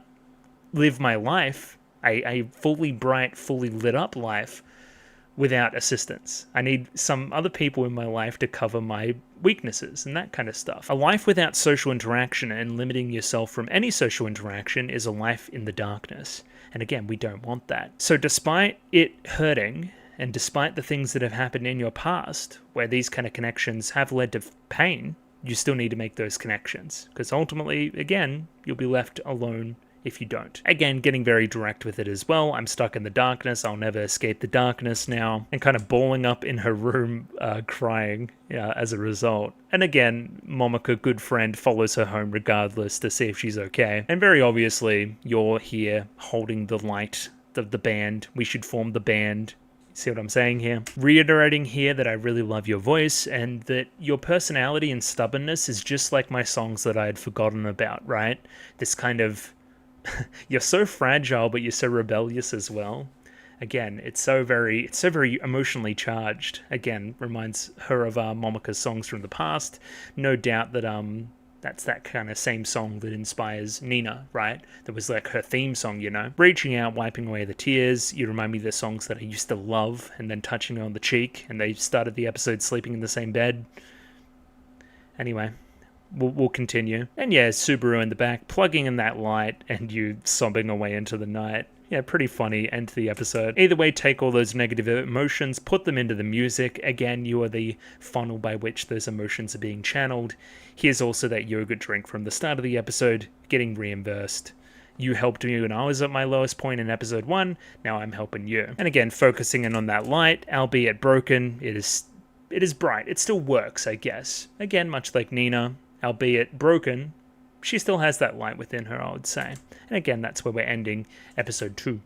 Yeah, let's have a quick look through the ED here. Let's do the lyrics first and foremost, because it seems the visuals are a lot more just kind of separate. It's like a manga style. It's not moving is my point. Never influenced by anybody, never becoming anybody. I laughed, thinking it a dream, numbed by the weakness I had forgotten. I can't even say that I'm lonely. This fragile heart, vulnerable to even casual conversation. Yeah, this is very direct about this episode and Nina for sure. And again, when we're like, put those emotions into song, maybe this song is, you know, the byproduct of these emotions and how she felt at this time. But still, I feel a growing hope, moving past all of the lies. And again, that kind of pre-chorus kind of bursting into the chorus as she hasn't given up hope. Again, much like the episode. I just want to hear that I'm not wrong. I'm a dreamer. I'm young. I don't care if I'm still the same today. I just want to sing with you. My emotions stir so often. I've been hated, but I'm going to keep walking, proud of myself, who can never become anybody. Yeah, interesting. Somebody who can never become anybody in the eyes of her parents, right? I'm never going to amount to anything. I'm still proud of that despite everything. Kind of what I've been talking about a lot thematically with the show. Finding your own set of values by which to judge yourself upon, and not some that have been prescribed to you by outside sources. Even if I'm alone, I believe in myself. Every time I get hurt, I just need to sing. And again, pretty direct connections there to the episode at hand, I would say. And yeah, moving on to episode 3 here. I do enjoy these brief time skips we do at the end of certain episodes. So we end that episode there, and then it's implied that you've had a conversation with Momoka about how you can improve music and that kind of thing, and then we get to downloading the app. We kind of backfill this through the rest of the episode. I just think it's a nice bit of intrigue early. You're not exactly sure where everything is, and it keeps you engaged. And again, losing herself in this kind of proverbial galaxy of music, strumming along, listening to the drums, the rhythm, the melodies, and then the lyrics are coming from that. And again, she's having a great time just imagining all the music and stuff. And then just at that time, she's reminded it's actually fucking midnight. And, or wait, no, it's not, or a timer's gone off here or something. Weird. It's past midnight? Yeah, it's past midnight. Oh, shit. She was meant to be doing like a practice test or something and probably set a timer. Oh my god, I was playing with this phone music app. I was in fucking FL Studio Mobile instead of studying. Again, potentially that's where your passions may lie, as opposed to the thing that you're told what to do. If this is still unclear to people, you guys should go watch K-On! This is literally episode 3? Episode 3 sounds like the one where they're studying for the test. Yeah, Yui gets a shiny new guitar, and instead of studying for the test at hand, she starts playing it. Oh no. Maybe she's more invested in music than her studies. The pigeon here is a great touch too. The kind of bobbing of the head there, and then the bobbing of your head there. Again, you kind of stuck in this trance, the both of you, by the music. Nice little bit of comedy, you know. It's not exactly mind-shattering or anything, but it's funny. That's all it needs to be. And again, because of her habits very early in the episode, staying up all night, making the music and so forth, maybe that's why the birds are there as well. She stayed up all night. She's now sleeping in class, the cram school, of course, and making a ruckus in the study room. I'm looking at this pen too. Is that a little Buddha or something? It's a bit weird. Yeah, it's an interesting little detail. I'm wondering what that's all about. Weird. I think the progression overall is really good in the show. So again, she keeps getting lost in music as she's studying, makes her way over to Momoka's house. But the progression at hand I'm talking about is you were so very nervous the first time you came into here, and now it's a little bit more natural. You've moved on from struggling with the door and so forth, right? You were just kind of in the room and you're just kind of used to it. But again, you still show a little bit of trepidation around Subaru, right? You've gotten used to Momoka and what she's about. I just still don't expect you to be here. She's very full on. She says like meat buns in a very specific way that would throw me off personally. But again, and we can kind of see it. I'm less nervous than I was before, but I'm still not fully on board yet. And again, that's what this episode's about, becoming fully on board with Subaru. Again, still bringing up this kind of family precept connection, right? It's rude, it's bad manners to put sauce on the buns. We're meant to dip them or something? I don't know. Sauce in general is bad manners. If sauce is bad manners, then I have bad manners. I'm sorry. Again, very polite, very, between the two. Like you asking if it's delicious and then, oh yeah, it's very delicious. Very formal language as well, just not quite there yet. But again, more cordial than the dinner meeting from the previous episode, I would say. And again, just contrast this kind of setting with a lot of the stuff we saw in the previous episode as well. Her all alone in her room in the darkness. And now we're here and it's like the complete opposite. It's well lit. There's a bunch of friends and chatter going on. There's animals running everywhere. It's full of stuff. Like there's clutter in the background. It seems lived in. It seems like a real place. It reminds me of this is going to be a weird connection. It reminds me of March Comes In Like a Lion. Specifically, you'll have the main character there go from his room, which is, again, spoilers, I guess, completely bare. He's got fucking nothing in there. And then you go to the house with the three sisters, and then it's a little bit, well, it's a lot bit different, actually. And again, they're kind of playing off of that as well. There's a cat there as well from memory, too. Good show. Again, it's all in the eyes, I think, this kind of stuff, right? So you guys are, like, listening to her song. You guys are loving it. And then there's that quick bit of animation where she kind of throws her eyes back and forth, really nervous. Starts looking down, preoccupied with patting the cat.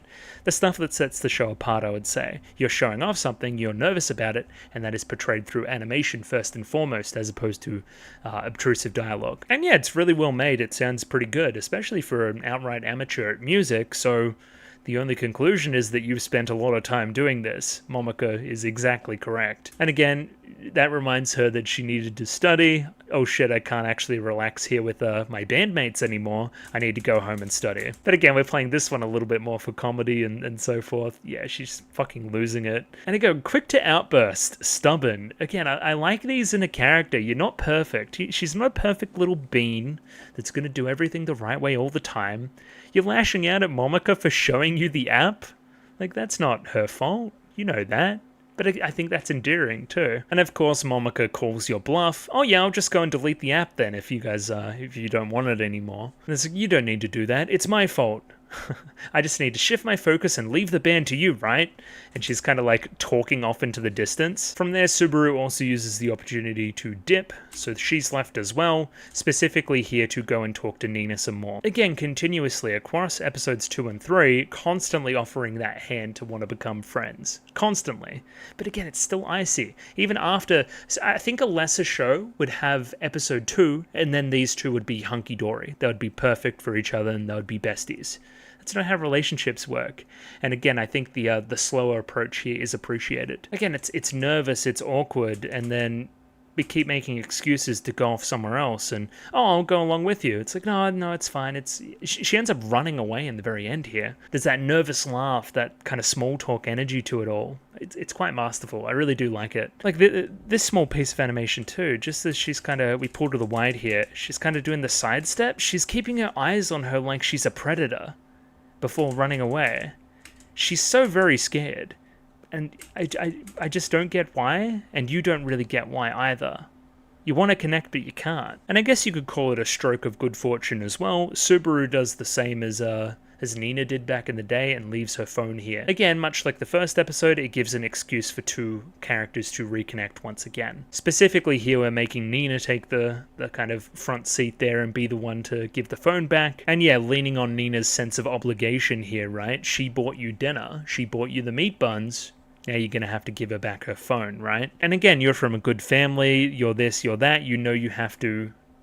It's pressing the right buttons. You know you have to do something in this circumstance. Also, people are so mean. You see like a fun statue and you see somebody taking a picture of it and then you call them a country bumpkin? Oh my god. Just, I don't know, shut up. These are the same people that go to the countryside and take a picture of every like aesthetic looking fucking tree and river that they see. When in reality, that's just... it's everywhere. I don't know, man. I've got a chip on my shoulder about this shit. I think the idea here is this is her first time being a little bit more in the city as well, and she's getting kind of lost a little bit more. She's not quite sure where the specific school is. And yeah, we finally find it. My impression of this place is it's like a dormitory. So she goes to an acting school. It's a pretty prestigious acting school, I would say. She probably got in on some kind of familial connection more than anything else. Because this looks pretty swanky for a dorm, right? I'd be nervous walking into this place. It's fucking crazy. Notably, this character here has a proper character design, I would say. Or maybe I'm being charitable. So maybe she'll have a little bit more of a role. I don't know. Oh, that reminds me. I never did go back and look at the visuals in the ED as well. Excuse me. That was poor of me. So you would say first panel here, we have...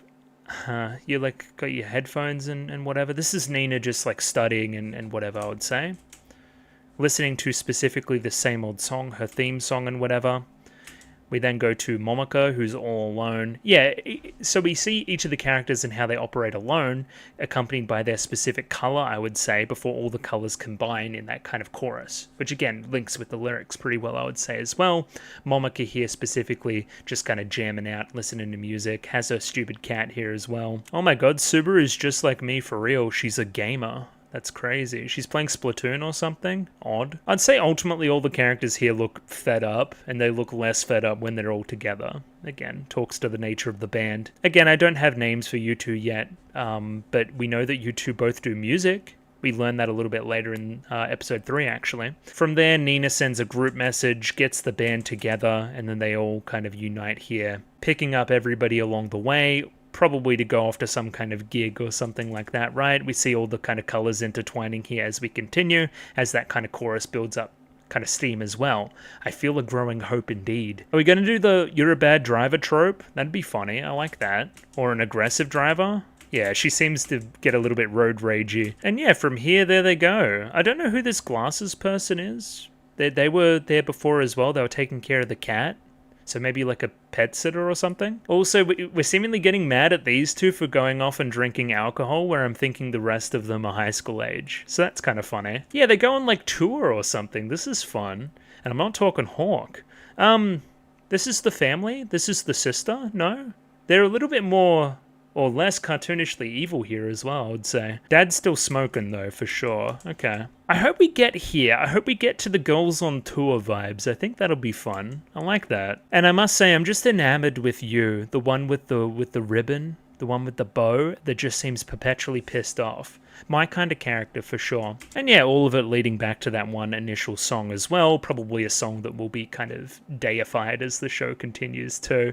We'll see the creation of it and how it was the impetus for everything. Now watch Nina here as we drop back to episode 3. Meeting Subaru and a couple of other girls. Again, immediately super nervous and super anti, right? Again, we must remember you're an actor girl as well. It feels like you're putting on a little bit of a facade in front of everybody else, right?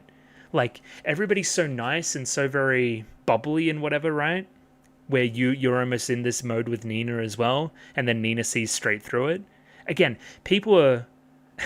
I'm not trying to generalize. A lot of high schooling is acting as well, acting like you like certain people, acting like you don't like certain people, and so forth, right? She kind of smells that on her, I think, that she's lying a little bit here. Again, I'm such a ditz. Like, that's not her character at all, for sure. Like, I would say broadly she's bubbly, but not like that. And again, ending with the Gonki Genyo as well, just all very, you know, prissy and official and stuff. And again, going off to the side, talking with her a little bit more casually, let's go get a bite to eat. And again, you're still nervous about it. I don't know if I should trust this person, you know? And again, continually leaning into her personal space, suggesting times where they should, even batting the eyelids there, suggesting times that they should go eat with each other. Yeah, look at the batting the eyelids, great. And again, kind of retracting from the very end there before getting a little bit more honest here as she exits. Should I quit? We're cutting through the artifice of the conversation. Where again, we must remember that you're the actor girl, right? So again, almost all social interaction to you has been acting at one point or another, right? And now she's like, oh, I'll drop the act. I'm dropping the act. Should I quit the band? Should I quit trying with you? I'm not stupid. I know that you're avoiding me. Again, I think this is a good look for Subaru. Somebody that's pretty emotionally intelligent. But again, somebody being this direct is going to throw you off as well, so now you're all nervous about it, ultimately leading her to swallowing her pride, apologizing, and going out for a meal regardless. Again, if you have a problem with somebody, this is mature character writing, right? If you have a problem with somebody, you take them aside and you discuss it as adults, and you try to get to the bottom of it and try to figure it out. Characters shouldn't go off and mope and dope and just make it all okay in the end. They work through it, and this scene's very good at doing that, I would say. Again, very, very much, and this is the second time this episode, very, very much Hibike Euphonium vibes, for sure. Which again is only natural considering some of the staff involved, but again, that's one of the best parts about that show. People will get problems with each other, but ultimately they will go through and they'll discuss them and come out on the other side stronger. It's one of the best parts about that show. And I do like this piece of dialogue here and the choice to pan over to Momika as we're saying it, right? I only started playing music in middle school, so I don't have much authority, but bandmates tend to be close since they have come together to make one thing. And when there's a difference in opinions, you just can't ignore it. If you just try to gloss it over, there's bound to be a misunderstanding. So okay, there was a difference in opinion between Momika and her old group about the direction they should go. Maybe again, Momika stayed quiet for so long, and then they wanted to transition into being an idol group, which seems like it's way more the direction they're going with these kind of setups and whatever, and this kind of fonting and whatever else. It seems like they wanted to transition over to that kind of stuff, which is fine. It's completely legitimate style of music, but it's not what Momika wanted to do. So again, in contrast to what Momika didn't do in the past, you have to speak up right now if there's something you don't like, right? Because if you just let it fester, it'll end up destroying the group.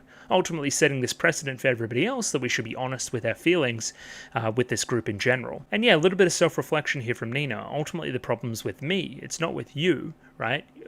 you're fine. You're doing the right things. Yeah, I often tend to keep my distance so people won't make an effort to interact with me. I was trying to do that with you, but you wouldn't stop persisting. And yeah, when people approach me to be friends, for some weird reason, I'm like, you think I'm just going to be that easy and you want to be difficult? And again, this is, that major character trait of stubbornness coming through. I can't help but think like that. And then you're honest about it? What a pain. That's the same reason you dropped out of high school, right? So, well, who told you that? Well, she told me that. Must be nice looking down on me. And here we go. A little bit of vulnerability from this side as well. We're not so different, you and I. But of course, starting here with a bit of an outburst, which again makes them meet on a level, I think. I go to an acting school, but it doesn't give you a high school diploma. So you're essentially dropped out of high school as well. So we're like the same, right? But you're still striving to be an actor, doing what you want to do, right? You can tell people that proudly. That's what you're misunderstanding. I don't want to go to acting school. It's a family obligation, much like you going to college and everything else in your life thus far, the family precepts and all that kind of stuff. Specifically here we have a grandma connection. She plays the Detective Granny case files, or plays the granny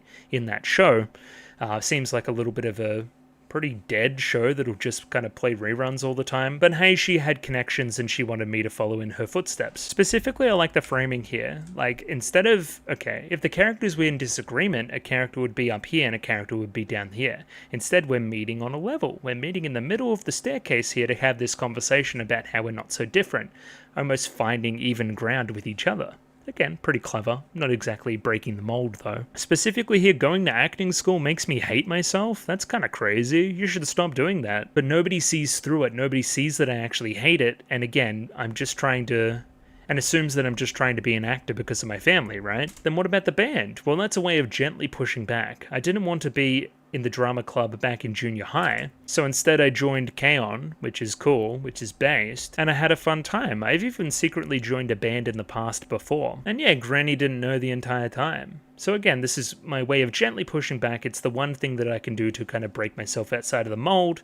Again, potentially you and Nina should unite on that fact. Again, Nina's kind of using this band to gently push back against the expectation that she should go to college as well. And yeah, we kind of do a flip on that scene from early, right? Where you're taking the picture of the guy, the wolf guy, right? It's like, oh, they'll think I'm a country bumpkin. Who cares? You are.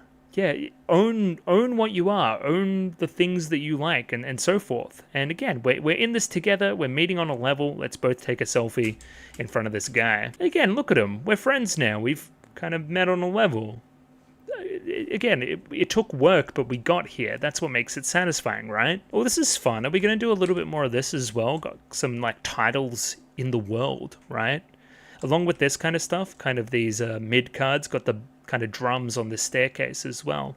I like that kind of stuff. Play with the medium of animation a little bit more, I would say. We're going back to Momika's house. We're doing somewhat of a band meeting, I would say, and we're going to do a live show as well as upload a video onto the internet. I don't know if they're one and the same by the end of this. I think maybe, potentially, I don't know. Specifically here, we feel like live would be a good kind of venue for the both of you to get over whatever's going on, as well as get you out of your comfort zone. That's what kind of the rest of the episode turns into. Get Nina out of her comfort zone o'clock. Specifically here, we call out that we don't have a bass player, so it would make it difficult to perform live. Again, I don't know how true this is for actual live performance, but we're going to loop in a lot of the extra instruments using this looper. I'm imagining that's where the keyboard and stuff comes in the song as well. Again, potentially we need a bassist and a keyboard player. Potentially. I wonder when they're going to enter the equation. And again, upon hearing that it's an actual live show in front of people, an actual street show, you start to get all nervous and stuff. Again, the one time you're comfortable singing is when you kind of let it all go in the first episode and when you were isolated in episode 2, right? And of course, Momika calls out that you have already performed in front of people before, but it's not that easy. It takes a big emotional cathartic moment to do it, which is exactly what we're building up towards with the end of episode 3. Again, of course, we know where this is going. We know you're actually going to perform, but again, I like you. You're very steadfast and stubborn very early still. Again, you're not losing that part of your personality.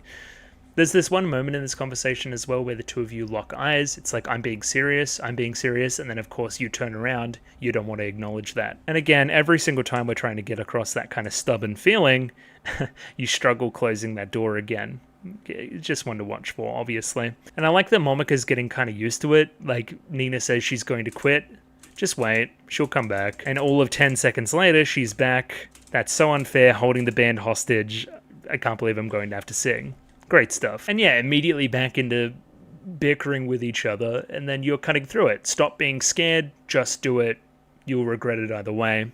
That kind of stuff. And again, specifically put all this emotion and anger into your performance and you will succeed as well. Put that frustration into it if that's how you really feel, and it'll come across. Now I'm querying if places like this even exist, where you can do like karaoke and high instruments and stuff. That's insane. That'd be so cool. If I could play an instrument, of course. I could do the singing, I don't know. Yeah, so they basically practice here for a little bit, which is pretty rad. Camera's put in a nice place here as well, as we kind of tricked Nina into doing karaoke. Again, I don't understand why she continually doesn't think she's going to have to sing. She is the singer. But the camera here in the kind of, what would you call it? Auxiliary of the amp? Let's say that, as we plug it in, is a fun place to put the camera. And again, just some simple vocal warm-ups as we kind of get her used to everything. Yeah, and again, this is the first time she's, well, one of the first times, other than the first episode, she's hearing her singing along with music. And again, she's lighting up as a result. Oh my god, that whole light and dark metaphor coming back again as well. Yeah, they're making music in this place. Got a bunch of Clanad orbs all over the place. They're doing something right. Momika's an interesting one to watch here because she's the one that has the strongest reaction here, I would say, from the performance. I think you're feeling the first thing you're feeling in a long time. Like, you're feeling that sauce when you made that first song, right? Back in the day. You're feeling that again, and you're loving it.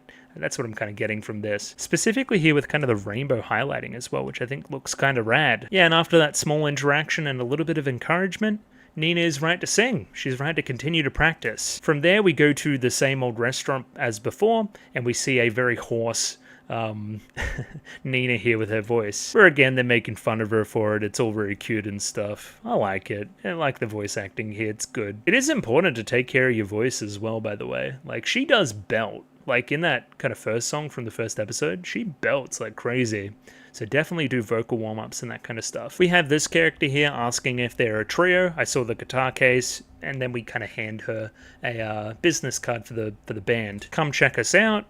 We have a placeholder name here, which is Shin Kawasaki. Sure, I don't know what that's referring to. Maybe it's some last name shit. Maybe it's some Japanese shit.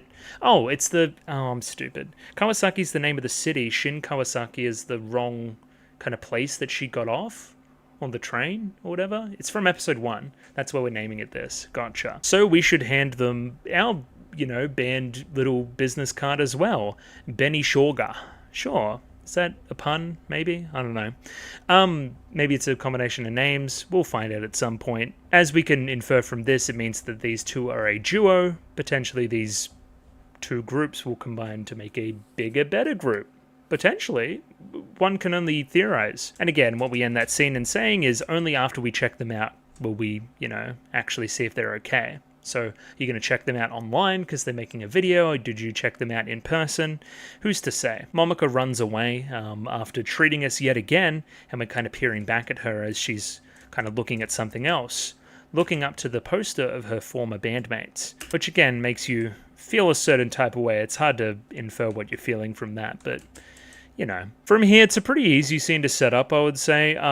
We kind of fucking tricked Nina again. We put her in some kind of ridiculous outfit, basically to break down her stage fright. If she can't do this, then she can't be in a band normally. That's the whole game plan here. Again, if you're going to bare your heart, you must change costumes. You can't wear the same old things you used to do. You have to change, right? It's this whole kind of experience. Therefore, we're going to put you in some ridiculous bullshit. This is a band message. We thought it would be better if you hated your outfit. Don't worry, come out, we've got your back. And again, we end the episode here with some really sweet compliments for Nina overall. You're a walking contradiction, but that in and of itself is rock and roll. You're stubborn and self-confident and nervous and everything else, right? Put all these emotions onto the page and display them for everybody to see. That's art, that's rock. That's that shit, right? Ultimately, this is what leads her to be confident enough to run out and perform. The outfit is atrocious, by the way. It's atrocious. It's some idol girl shit, and not one of the good outfits. And again, stepping out of the darkness into the light as she is to perform.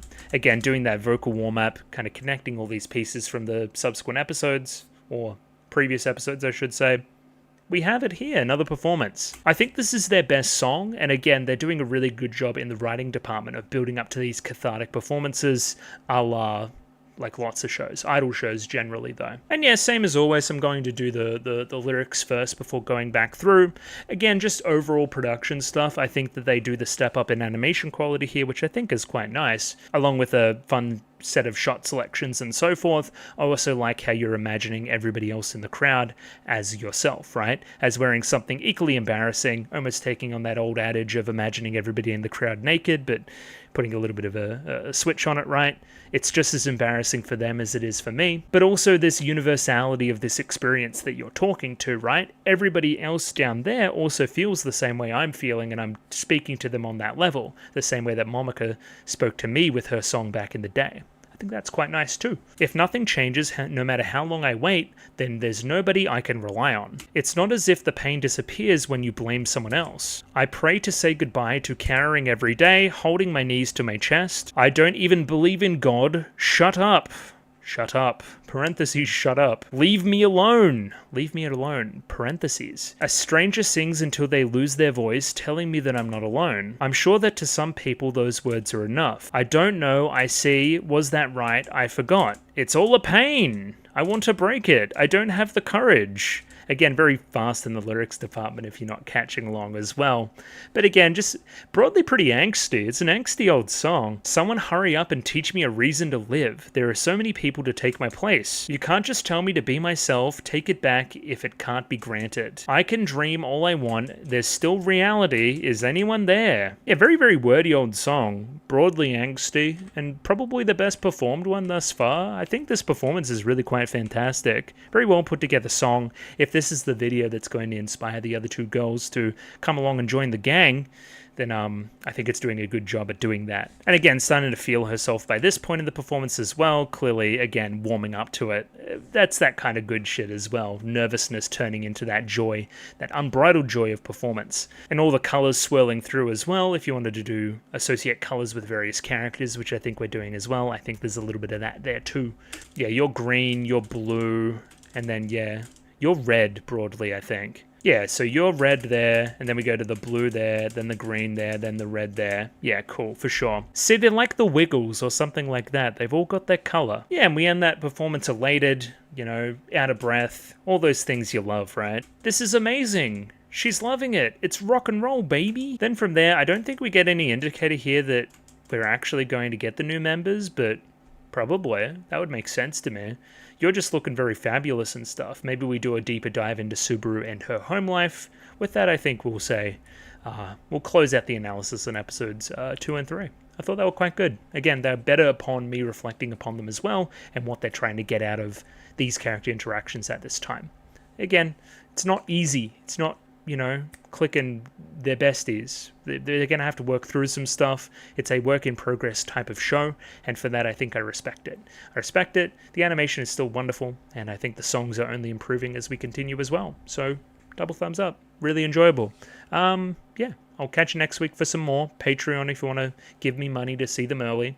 And Discord if you want to talk to me about the show. Like and subscribe. And I'm out of here. Thanks for watching this week, and I'll catch you next. Goodbye.